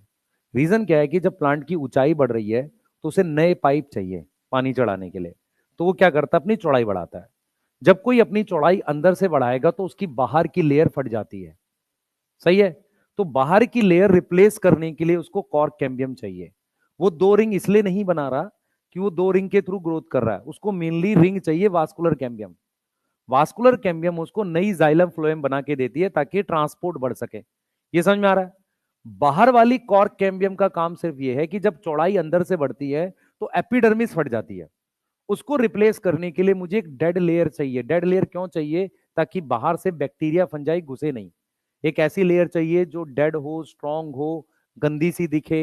समझ में आ रहा है? बहुत अच्छी ना, उसे कॉर्क कहते हैं। तो वो डेड लेयर किससे बनती है? कॉर्क कैम्बियम से। समझ में आ रहा है? वो सिर्फ किस चीज को रिप्लेस करना है? इसको, किसको? एपिडर्मिस को रिप्लेस करने के लिए। बाकी जो अंदर वाली का काम है वो क्या है? सेकेंडरी जाइलम और सेकेंडरी फ्लोएम बनाना। इसे सेकेंडरी ग्रोथ कहते हैं।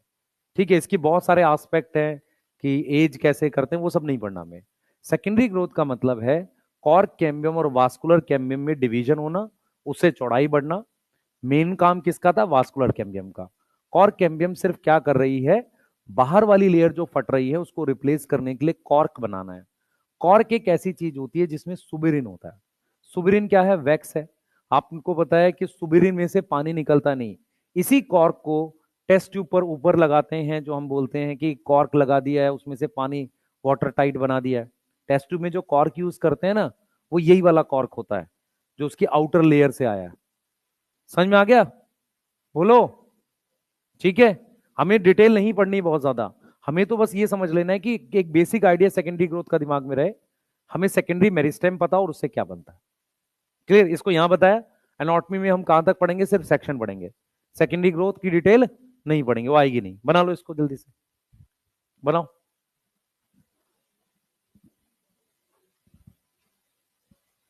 नींद आ रही है भाई? हाँ, नींद तुम्हें बहुत आती है। हाँ, और जिस दिन तुम नीट का पेपर दे के आते हो उस दिन बिल्कुल नहीं आती है ना? पूरी कोशिश करते हो। हाँ, हर 2 मिनट बाद चेक करते हो पेपर, कहीं 2 नंबर बढ़ तो नहीं रहे हैं, है ना? हाँ, रात में करके सोते हो, सुबह उठ के फिर देखते हो कहीं 2 बढ़ गए हो रात में। हाँ, और सिर्फ एक ही न्यूज खोजते हो पेपर लिख के। हाँ, री एग्जाम होगा कि नहीं? कहीं कोई न्यूज कटिंग में आ जाएगा, पेपर लीक। हाँ है। पैसे के लिए क्या होता है पेपर लीक? पे पैसे के लिए थोड़ी, पेपर के लिए होता है।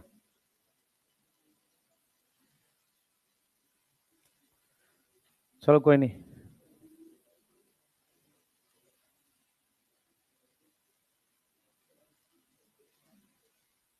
उसके बाद 2 तरह के बच्चे होते हैं। एक वाली वीडियो देखते हैं कि एक पेपर से क्या हो जाता है जीवन में। ठीक है। हाँ, हाँ, वही सब करते रहते हैं। ये सब बोलने में अच्छा लगता है क्योंकि ऑप्शन नहीं कंट्री में, अदर ऑप्शन ज्यादा है नहीं, तो इसलिए खराब है बात ये। पढ़ाई करो, जो कर रहे हो अच्छा है। ठीक है। और फिर याद रखना, तुम्हारी लाइफ में सबसे ज्यादा इंपॉर्टेंट, अगर आप सीरियसली 1 साल ड्रॉप करके पढ़ते हो, तो सबसे ज्यादा इंपॉर्टेंट नॉलेज को लेके ड्रॉप ईयर काम आएगा।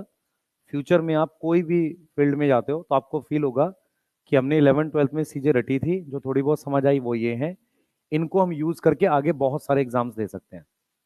ठीक है। चाहे आप एमबीबीएस का कह लो, या इवन मैं आपको बताता हूँ जो ऐसे एग्जाम होते हैं एमएससी करके, नेट वगैरह के भी, वो इन्हीं के बेसिक से क्लियर होते हैं। ठीक है। तो पॉइंट ये है कि आपको फ्यूचर में कुछ करना है, ये ईयर बहुत इंपॉर्टेंट है भाई। तुम्हारी हो गई बातें? तू हट वहां से, पीछे बैठ एक सीट। हाँ, इसको कह रहा हूँ, इसको एक सीट पीछे बैठ जा। इधर हो जा भाई, सबसे ज्यादा तू ही बात करता है। हाँ,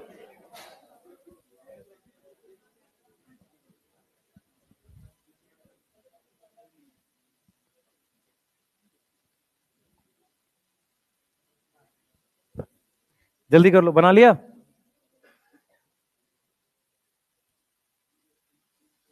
ट्रैकियरी एलिमेंट्स कहते हैं जाइलम को। जाइलम में जो वो होता है, वेसल्स और ट्रैकिड्स को। एनसीईआरटी पढ़ो जिन्होंने लिख लिया है। पूछो, मेरे से कुछ पूछना है? जल्दी करो बेटा।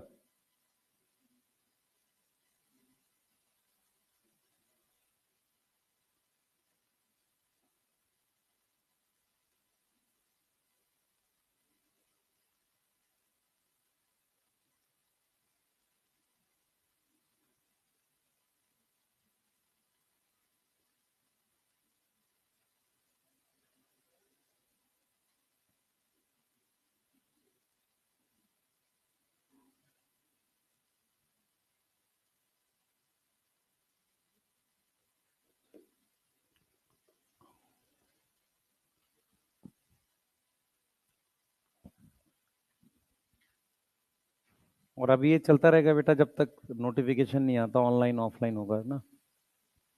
ठीक है, उसमें परेशान ना होना। चांसेस ऑफलाइन के हैं। हाँ, ऑफलाइन के चांसेस ज़्यादा हैं, ऑनलाइन नहीं होगा एग्जाम। नहीं, अभी तो सबने बना रखी है ना, धर्मेंद्र प्रधान जी ने कहीं जाके कुछ बोल दिया। उनने हो सकता है ये बोला हो कि यार ये पनीर कच्चा रह गया, ऑनलाइन मंगा लो, है ना। तो लोगों ने सोचा सीबीटी ऑनलाइन हो रहा है अब, है ना। जो ठीक है, शादी वादी में जाते हैं कुछ भी बोल देते हैं, लोग सोचते हैं सीरियस है। आजकल यही हो रखा है, कुछ भी बोलाते हैं। 1.5 महीने चलेगा नीट का पेपर ऑनलाइन कराने पे। हाँ, 1.5 महीने तक पेपर चलेगा। और पेपर कितने बनाने पड़ेंगे? 50, 50 60 हैं। नहीं, ऑनलाइन चलेगा तो लिख कैसे होगा? नहीं नहीं, सब सही है। और 1.5 महीने पेपर चलेगा, 50 पेपर होंगे, और 50 पेपर का हम लोग सोल्यूशन बनाएंगे यूट्यूब पे, तो पूरा एक वो चलने लगेगी सीरीज, परेशान हो जाएंगे। बहुत खतरनाक चीज होगी अगर ये 1.5 महीने चला तो। हाँ, बस भाई।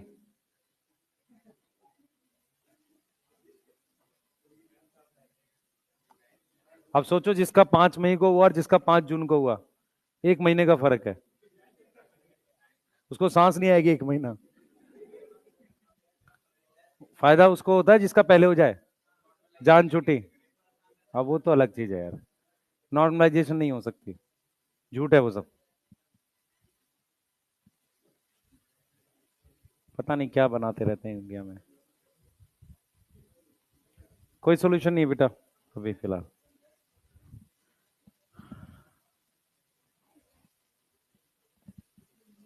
चले आगे।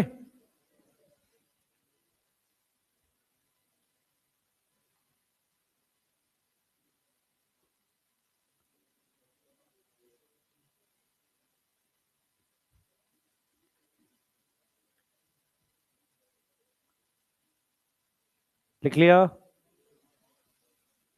जिन्होंने लिखे एक बार एनसीईआरटी पढ़ो, कोई लाइन पूछनी तो पूछ लो। उसमें एक ट्रैकेरी एलिमेंट लिखा हुआ है जिसका मतलब होता है वेसल्स और ट्रैकिड्स। मैंने बताया भी था कि कुछ सेल्स को परमानेंट करने के लिए डेड बना दिया जाता है। कुछ सेल्स को परमानेंट कैसे करते हैं? डेड बना के। ठीक है, कुछ सेल्स को हम परमानेंट कैसे करते हैं? डेड बना के।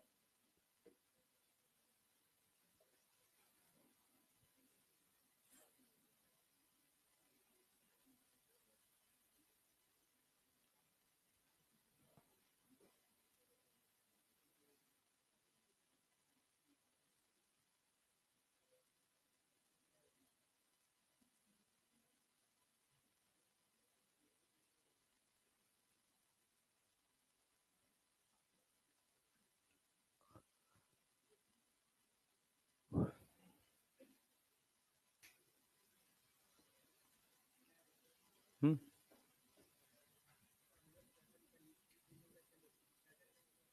दोबारा पढ़। अंडर।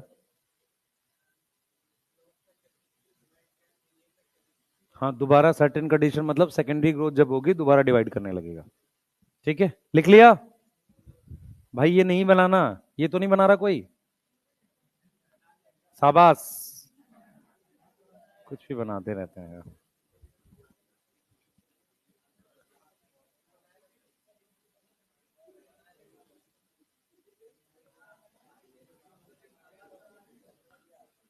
कुछ भी बनाते रहते हो तुम लोग, नहीं बिना बात के बना रहे हैं।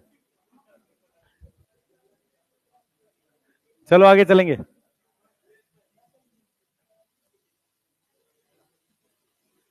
ये लिख लिया? इस टेबल को लिखेंगे, लिख लिया? जल्दी बताओ, थोड़ा फास्ट कर भाई। तुम लोग क्या करना, जब मैं नोट में पढ़ा दूंगा ना, तो नोट में पढ़ाते हो मैं किसी भी सेल में न्यूक्लियस नहीं बनाता। तो जब चैप्टर खत्म होगा तो 30 40 हजार सेल बन चुके होंगे, जाके उसमें न्यूक्लियस बनाना घर बैठ के। ठीक है, खाली बैठे रहना ना, तो बैठ के उसमें न्यूक्लियस बनाना खाली समय में। ठीक है। हाँ, 11th के बच्चे थे ऐसे कुछ समझदार, वो आराम से न्यूक्लियस बनाते हैं। देखो इधर देखो बेटा, बस बस बस इधर देखो, बस इधर देखो भाई, इधर ध्यान दो। हमने यहां पे लिखा है प्राइमरी मेरिस्टेम, ठीक है। प्राइमरी मेरिस्टेम का कौन सा प्रोसेस करेंगे? डिफरेंशिएशन। उससे हम क्या बना रहे हैं? क्या बना रहे हैं? Primary tissue. मेरी बात समझो ध्यान से। इस टिश्यू का नाम है प्रोसेस इट अंडरगो। अंडरगो समझ में आता है? उसमें कौन सा प्रोसेस होगा? इट रिजल्ट का मतलब इट गिव, यही मतलब है। अब मान लो मैंने यहां पर क्या लिख दिया, ये तो फर्स्ट हो गया। सेकंड मैंने यहां लिख दिया कॉर्टेक्स, और मैंने क्या लिख दिया? Medullary race. ये किस प्रकार के सेल्स हैं? परमानेंट। कैसे सेल्स हैं? परमानेंट। परमानेंट में भी पैरेनकाइमा है, यस। परमानेंट में भी कौन से हैं? पैरेनकाइमा है। अब इनकी हम कौन सा प्रोसेस कर रहे हैं? क्या कर रहे हैं बेटा? डी डिफरेंशिएशन कर रहे हैं। तो कॉर्टेक्स से हम लोग बना रहे हैं क्या? Cork cambium. ये समझ में आ रहा है? ऐसा क्वेश्चन आएगा। मेडुलरी रेस से क्या बना रहे हैं? वास्कुलर। और वास्कुलर में भी इंटर कैलरी, यस। क्या बना रहे हैं? Inter calorie. अब आ जाओ जरा, रीडिफरेंशिएशन। यहां पर मैं क्या लिख रहा हूं? Cork cambium, yes. Cork cambium की हम क्या करेंगे? रीडिफरेंशिएशन। क्या बनाएंगे? कॉर्क सेकेंडरी कॉर्टेक्स, ठीक। यहां पे क्या लिखूंगा? Vascular cambium. अच्छा, वास्कुलर कैम्बियम क्या बना रहे हैं? Secondary xylem, xylem secondary phloem, secondary phloem और secondary medullary rays, secondary medullary rays. इस टेबल में किसी को दिक्कत है? ये उनका मैक्सिमम लेवल है क्वेश्चन पूछने का, इससे बाहर नहीं जाएगा। वो जो टॉपिक हमने सारा समझाया वो इसी पर समराइज है पूरा, ठीक है। अगर आपसे कुछ, अच्छा, विच एक स्टेटमेंट में लिख रहा हूं, मैं बोल रहा हूं कि permanent cells are product of differentiation and dedifferentiation. सही है गलत है? गलत है। डी डिफरेंशिएशन डिवाइडिंग सेल बनाता है, सही है। प्राइमरी मेरिस्टेम शुरुआत से थी, सेकेंडरी मेरिस्टेम किससे बनी है? परमानेंट सेल से। कुछ बच्चे लिखते हैं प्राइमरी मेरिस्टेम से, गलत है। सही है, क्लियर। रीडिफरेंशिएशन और डिफरेंशिएशन कौन से सेल्स बनाता है? परमानेंट। डिवाइडिंग सेल कौन बनाता है? Dedifferentiation process. Clear? Difference between cork cambium and cork, cork permanent cell है, कॉर्क कैम्बियम डिवाइडिंग सेल है। क्लियर है? ये टॉपिक क्लियर है? देख लो एक बार ध्यान से, ये आपको एनाटॉमी में हेल्प करेगा अब, ठीक है, इसलिए मैंने इसको डिटेल पढ़ा दिया आपको। क्वेश्चन ऐसा आएगा इसका, विच इज प्रोडक्ट ऑफ, ऐसा क्वेश्चन आएगा, डी डिफरेंशिएशन।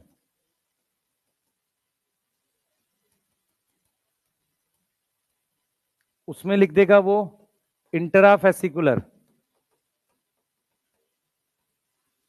फिर लिख देगा कॉर्क, फिर लिख देगा कॉर्क कैम्बियम, फिर लिख देगा सेकेंडरी जाइलम। ऐसा क्वेश्चन आएगा। डी डिफरेंशिएशन, ये प्राइमरी है, ये नहीं होगा। ये क्या है? सेकेंडरी टिश्यू है, ये दोनों नहीं होंगे।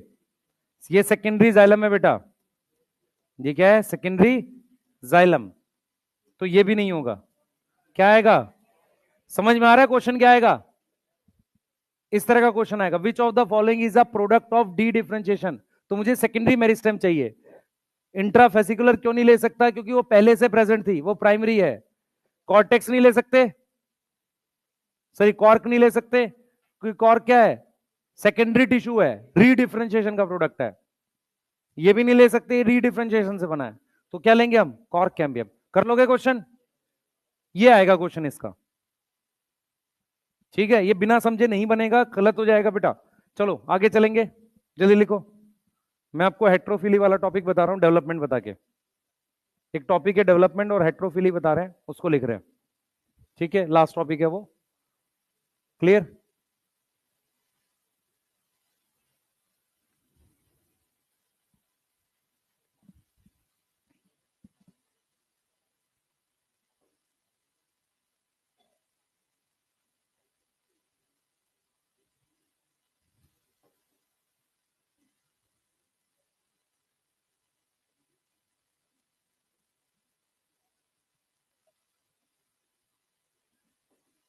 चले बेटा,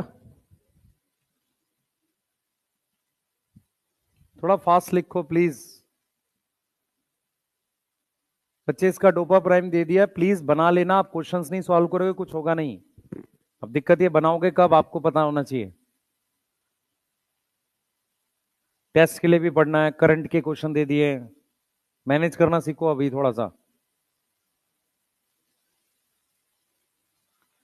जो तुम ये पूरा 15 मिनट का ब्रेक खराब करते हो उसमें रिवाइज कर लिया करो, है ना। खाना ही खाना है नीचे जाके सबको। जिनको लंच लाने का ऑप्शन है ले आया करो, टाइम बचेगा आपका। जो घर पे रहते हैं लंच तो ला सकते हैं, कि बंद कर दिया पेरेंट्स ने देना अब। हाँ,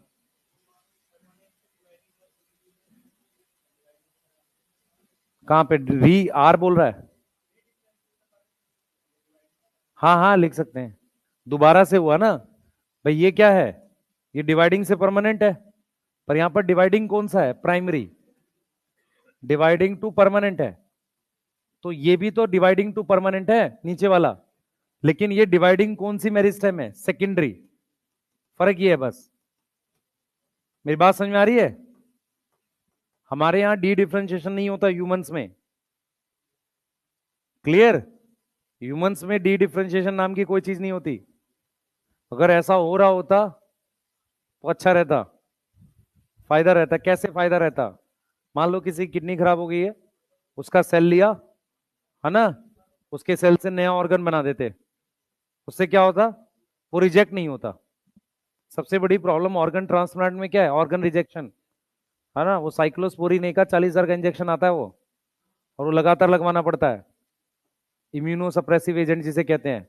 हाँ, वो बिना उसके लगेगा ही नहीं, और उसके बाद भी रिजेक्ट हो जाता है ऑर्गन। ठीक है, तो ऑर्गन ट्रांसप्लांटेशन का मेजर ड्रॉबैक, मेजर कमी है, डोनर नहीं है।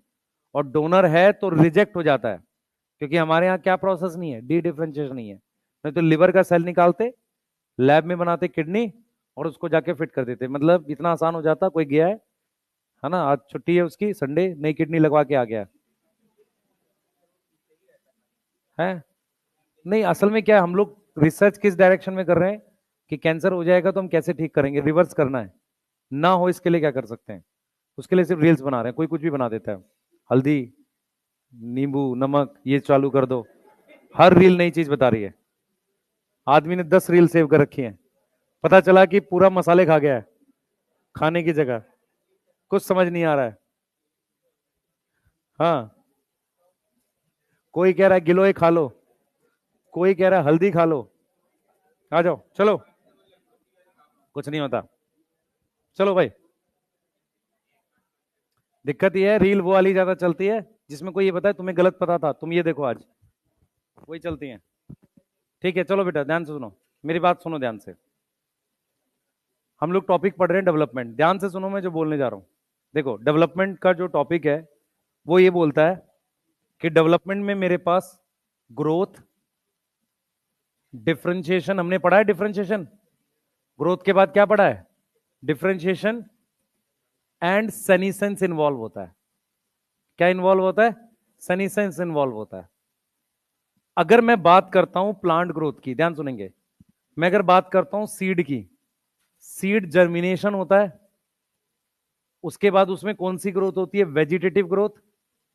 यस, वेजिटेटिव ग्रोथ का मतलब उसमें लीफ वगैरह बनती हैं, फिर उसमें फ्लावर्स आते हैं। फ्लावर्स कौन सी ग्रोथ है, रिप्रोडक्टिव ग्रोथ है। देखो इसे भी ग्रोथ ही लिख रहा है वो, रिप्रोडक्टिव ग्रोथ है। और उसके बाद हम लोग उसमें क्या लिख देते हैं, सनीसेंस हो जाती है। सनीसेंस के बाद प्लांट की डेथ हो सकती है या किसी ऑर्गन की, उसके बाद हमारे पास क्या लिखते हैं हम लोग, डेथ लिखते हैं।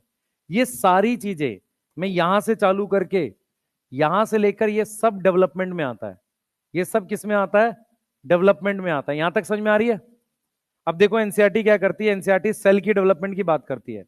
एनसीईआरटी कहती है मान लो ये सेल है, इस सेल की मैंने इलोंगेशन करी है, इसका साइज बढ़ा है। इलोंगेशन करने के लिए मुझे प्रोटोप्लाज्म बढ़ाना होता है, उसे कहते हैं प्लाज्मेटिक ग्रोथ। तो प्लाज्मेटिक ग्रोथ का मतलब होता है हमने क्या बढ़ाया है, प्रोटोप्लाज्म इंक्रीज किया है। अब ये सेल आ गया, अब ये सेल वापसी डिवाइड कर सकता है। यस, वापसी डिवाइड कर सकता है। एक ऑप्शन ये है, दूसरा ये सेल क्या हो सकता है, परमानेंट। परमानेंट होने के लिए इसको क्या करना पड़ेगा, डिफरेंशिएशन करना पड़ेगा। अब ये कौन सा सेल हो गया, परमानेंट। अब परमानेंट सेल जो होता है बेटा वो दोबारा डिवाइड कर सकता है डी डिफरेंशिएशन से, वो रेयर प्रोसेस है, वो नहीं लिखेंगे। अब इस परमानेंट सेल से मेरे पास ओल्ड सेल आ गया, तो ओल्ड सेल आने के प्रोसेस को हम क्या लिखते हैं, सनीसेंस। क्या लिखते हैं, सनीसेंस। अब इसके बाद क्या हो जाती है, सेल की डेथ हो जाती है। यहां तक समझ में आ रहा है।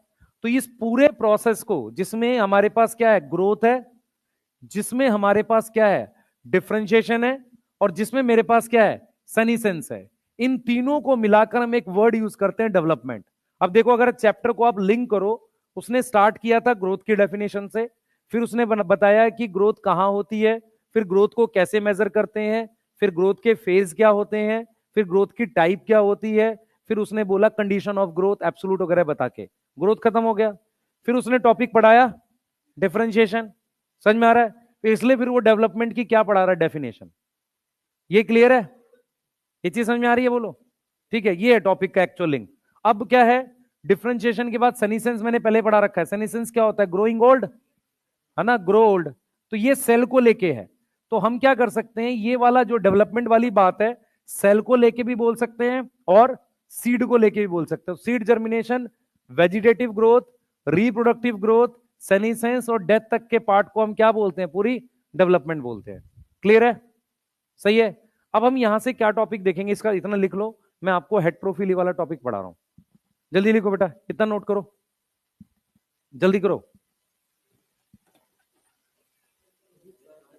एक बार क्लास ले लूं मैं, जल्दी।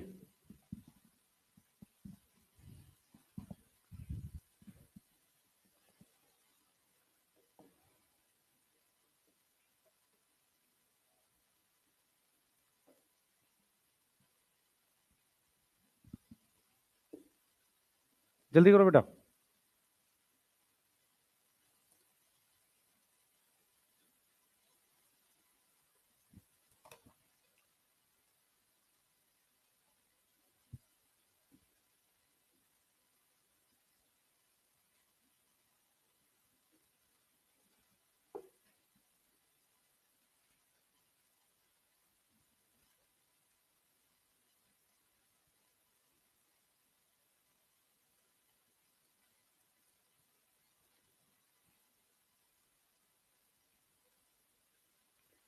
लिख लिया, जल्दी करो यार।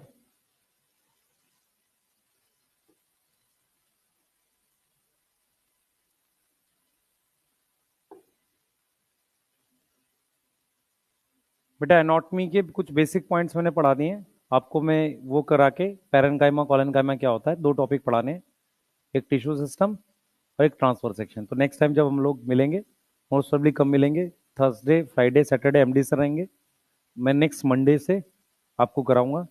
तो एनाटॉमी करा के फिर बायोमोलिक्यूल करा दूंगा, ठीक है। हाँ, अभी एमडी सर रहेंगे 3 दिन 4 दिन, ठीक है, क्लियर है। उसके बाद फिर मैं अगले वीक में रहूंगा, उसके अगले वीक में एमडी सर, फिर वो नॉर्मल चलेगा, ठीक है। सर्वे सर को मतलब यहाँ रखेंगे 3 4 महीने यहीं, ठीक है, बहुत उनको। हाँ, उनकी क्लास भी मेरा प्लान था सुबह लगाओ 6 बजे, हाँ, है ना। हाँ हाँ, आ जाओ। ये डायग्राम समझ में आ रहा है, ये वाला देखो, मेरिस्मेटिक सेल है, प्लाज्मेटिक ग्रोथ, फिर वापसी सेल डिवाइड कर रहा है, डिफरेंशिएशन होके मेच्योर सेल, और उसकी सेनिसेंस से क्या हो रहा है, डेथ हो रही है। ये चीज समझ में आ रही है, ये डायग्राम है इसका। नोट कर लो बेटा, कुछ बचा है किसी का, लिख लो, जल्दी करो, मैं आपको लास्ट टॉपिक बता दूं। प्लास्टिसिटी नाम है टॉपिक का।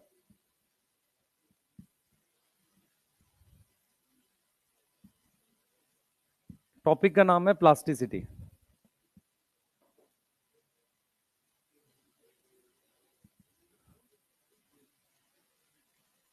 लिख लिया बेटा, चलिए आइए, लिख लिया, चलिए आइए इधर देखिए। टॉपिक का नाम है प्लास्टिसिटी। प्लास्टिसिटी क्या होता है, मेरी बात सुनेंगे ध्यान से। एक्चुअल में क्या है, हमारे पास कंडीशंस बाहर की कांस्टेंट नहीं होती। ध्यान से सुनो पहले पूरी बात को। हमारे पास क्या होता है प्लांट, भाई प्लीज इधर देखो सारे, वो देखो बात कर रहे हैं अपने,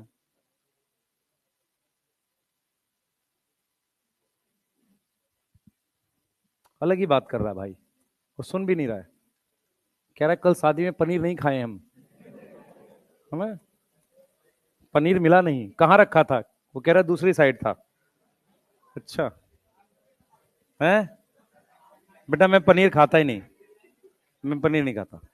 ठीक है सुनो ध्यान से सुनो, अरे पनीर नकली ही आता है 90%, मैं इसलिए खाता ही नहीं। सुनो, हाँ, हाँ नकली ही आता है वो।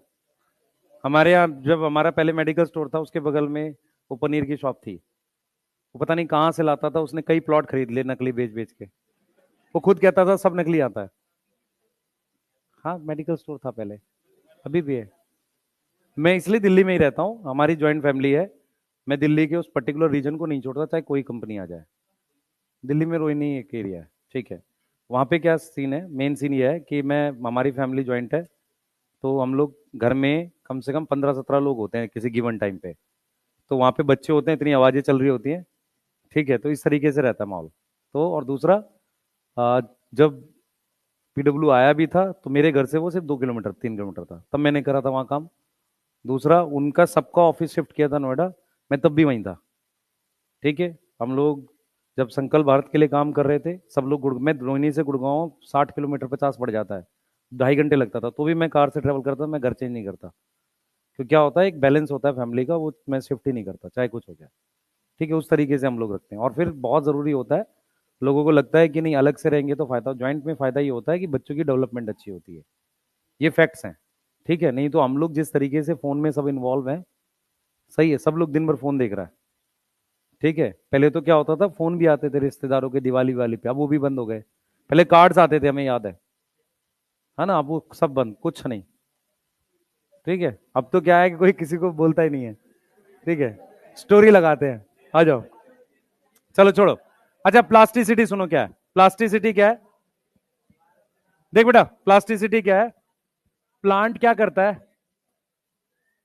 प्लांट शो करता है डिफरेंट बिहेवियर, बस भाई, प्लांट शो करता है डिफरेंट बिहेवियर, बस बेटा प्लीज, डिफरेंट बिहेवियर या पैटर्न ऑफ ग्रोथ। ओ भाई कौन है ये, पिटाई खा जाएगा, गलत फहमी मत रहे, पिटाई कर दूंगा मैं इस बात पे, ठीक है। हाँ इधर रखो, डिफरेंट बिहेवियर और pattern of growth during life cycle. अब ये ध्यान से सुनो, इसमें क्या होता है, प्लास्टिसिटी के तुम्हारे सिलेबस में एक एग्जांपल है, मैं दो एग्जांपल बता रहा हूं, इसका पहला एग्जांपल जो है, एग्जांपल ऑफ प्लास्टिसिटी दो है, एग्जाम्पल ऑफ प्लास्टिसिटी तुम्हारे सिलेबस में एक है, मतलब दिया हुआ, पर मैं दो बता रहा हूं क्योंकि पूछा हुआ है कहीं। एक होता है इटियोलेशन, इटियोलेशन क्या होता है, बहुत सारे ऐसे बीज होते हैं जो, जैसे आप चना वगैरह जो होता है ना भिगो देते हो, उसमें व्हाइट निकल आता है, ठीक है, आप बांध के कपड़े में रखते हो, अगर आप उसको डार्क में रखोगे वो सफेद ही रहेगा, वो हरा कलर नहीं आता है। तो इसका मतलब इटियोलेशन क्या होता है कि जो जर्मिनेटिंग सीड है, जर्मिनेटिंग सीड है, वो क्या डेवलप नहीं करेगा, नॉट डेवलप क्लोरोप्लास्ट, किसमें, डार्क में, मेरी बात समझ में आई है, क्लोरोप्लास्ट इन डार्क। अगर मैं आपसे पूछूं, ध्यान सुने, अगर आपको क्वेश्चन ये आएगा इटियोलेटेड सीड में क्या फीचर होते हैं, इटियोलेटेड सीड में उसकी जो प्लूम्यूल होती है वो सफेद होती है, समझ में आ रहा है, प्लूम्यूल क्या होगी, सफेद व्हाइट होगी, क्लियर है। उसकी हाइट क्या होती है, जैसे नॉर्मल प्लांट की ये हाइट है ना, इटियोलेटेड वाला थोड़ा हाइट ज्यादा बढ़ जाती है, रीजन क्या है, वो सोचता है कि मेरे को लाइट नहीं मिली, मैं जमीन के नीचे हूं, मैं बाहर निकलूं, उस चक्कर में उसकी हाइट बढ़ जाती है। अगर प्लांट की कम समय में ज्यादा हाइट बढ़ जाए तो स्टेम वीक है, वो गिर जाएगा ऐसे, समझ आ रहा है, उससे फायदा नहीं हुआ, नुकसान हो गया है। तो हमारे पास क्या है बच्चे, इटियोलेटेड सीड जो होता है उसमें एक तो वो व्हाइट होता है, और दूसरा क्या होता है, उसकी लेंथ ज्यादा होती है, क्या ज्यादा होती है, लेंथ ज्यादा होती है, इसको हम कहते हैं प्लास्टिसिटी का। प्लास्टिसिटी का दूसरा एग्जांपल है हेट्रो, हेट्रो मतलब अलग अलग, फिली मतलब लीफ, सही है, हेट्रोफिली का मतलब होता है more than one type of leaf, एक से ज्यादा टाइप ऑफ लीफ हमारे पास प्रेजेंट है प्लांट में। अब ये दो तरह की होती है, एक प्लांट में नेचुरल होती है, उसे कहते हैं डेवलपमेंटल हेट्रोफिली, ये नेचुरली प्रेजेंट होती है प्लांट में। डेवलपमेंटल वाली कैसे प्रेजेंट होती है? नेचुरली प्रेजेंट है प्लांट में। डेवलपमेंटल वाली, आप में से बहुत सारे बच्चों ने उसका प्लांट देखा होगा, धनिए का, प्रेजेंट इन प्लांट नेचुरली। उसमें आप शुरुआत की लीफ देखोगे ना, अलग आती है। सेम आप उसकी देखो लीफ, क्या नाम है इसकी, तोरी की, लौकी, घिया वगैरह जो है, इनकी शुरुआत की लीफ अलग आती है, बाद की अलग आती है। तो इसमें क्या होता है बेटा, शुरुआत की लीफ ऐसे आ गई, ऐसी आती है। बाद की लीफ जो होती है, वो ये दो लीफ तो रहती हैं, नीचे दिखेंगी आपको। बाद की लीफ ऐसे कटी हुई आती है। तो दो टाइप की लीफ हो गई। कितने टाइप की लीफ हो गई? दो टाइप की leaf. Two type of leaf हो गई। यस। इसके एग्जाम्पल हैं, एक तो कोरिएंडर है। कोरिएंडर किसे कहते हैं? धनिए को। उसके अलावा एनसीईआरटी ने कॉटन दिया है, और एक दिया है लरक स्पर। लरक स्पर एक प्लांट ये हो गया। सही है। मैं फिर रिपीट कर रहा हूं, अपनी तरफ से एग्जाम्पल मत याद करना, जो एनसीईआरटी के वही करने हैं। क्लियर? अब देखो, एक होती है हमारे पास एनवायरमेंटल हेट्रोफिली। इसमें ड्यू टू एनवायरमेंट होता है, इसमें ड्यू टू हैबिटाट होता है, मतलब अलग अलग हैबिटाट में।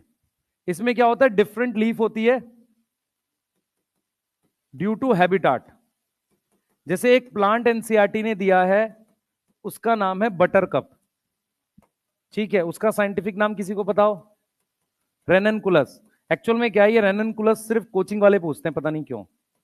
जो अपने आप को बहुत समझदार टेस्ट सीरीज बनाते हैं, उनको ये वाला नाम देने का मन करता है, पता नहीं क्यों, मुझे समझ नहीं आता। उनको ऐसा लगता है बच्चे से कम ये वाला क्वेश्चन तो ना बने, उससे हमारी टेस्ट सीरीज अच्छी कहलाएगी। एनसीईआरटी ने बेटा बटर कप लिखा है, ठीक है, रेननकुलस कर लो चाहो कर लो, पर साइंटिफिक नेम कभी नहीं पूछेगा। क्लियर है? अब वो क्या कह रहा है, कह रहा है पानी में ज्यादा कटी हुई लीफ है। ये देखो, ये लैंड पर है, सही है, ये लैंड पर है, ठीक है, और ये वाली वाटर में है। आप लिख सकते हो टेरेस्ट्रियल और एक्वेटिक एनवायरनमेंट में। सही है। लीफ अलग, मेरी बात सुनो ध्यान से। हेट्रोफिली का क्या मतलब है? दो टाइप की लीफ, शेप वाइज कह रहा हूं। डेवलपमेंट का मतलब नेचुरली आती हैं। किसमें आती है? कॉटन में, कोरिएंडर में और लरेक्सपर में। एनवायरमेंटल वाली कौन सी है? पानी में अलग, उसमें अलग। क्लियर है? बोलो। ठीक है, यहां तक समझ में आ रहा है? हमें यहीं तक पढ़ना है इसको, टॉपिक को। उसके बाद इसका डोपा प्राइम आप बना लेंगे, हम लोग नए चैप्टर चालू करेंगे। बस।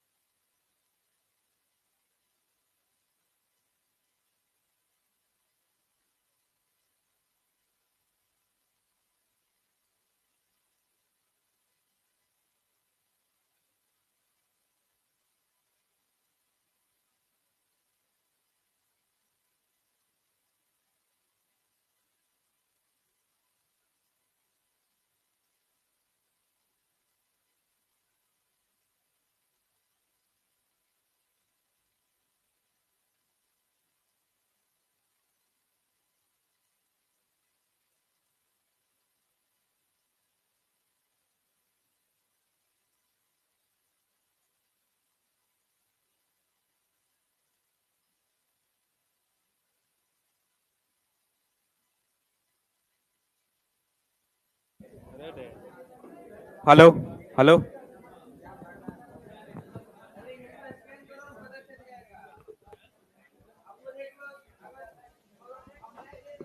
हेलो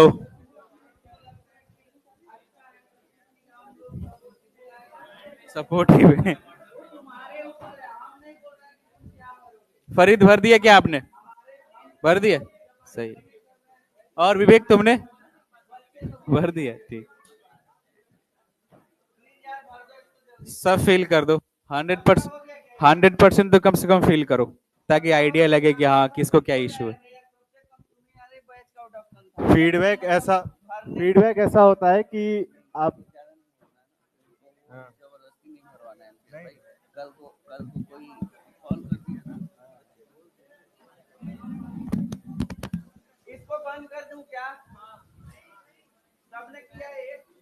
सब लोग भर दीजिए, है ना। फीडबैक काफी इंपॉर्टेंट होता है किसी भी ऑर्गेनाइजेशन को इम्प्रूव करने के लिए।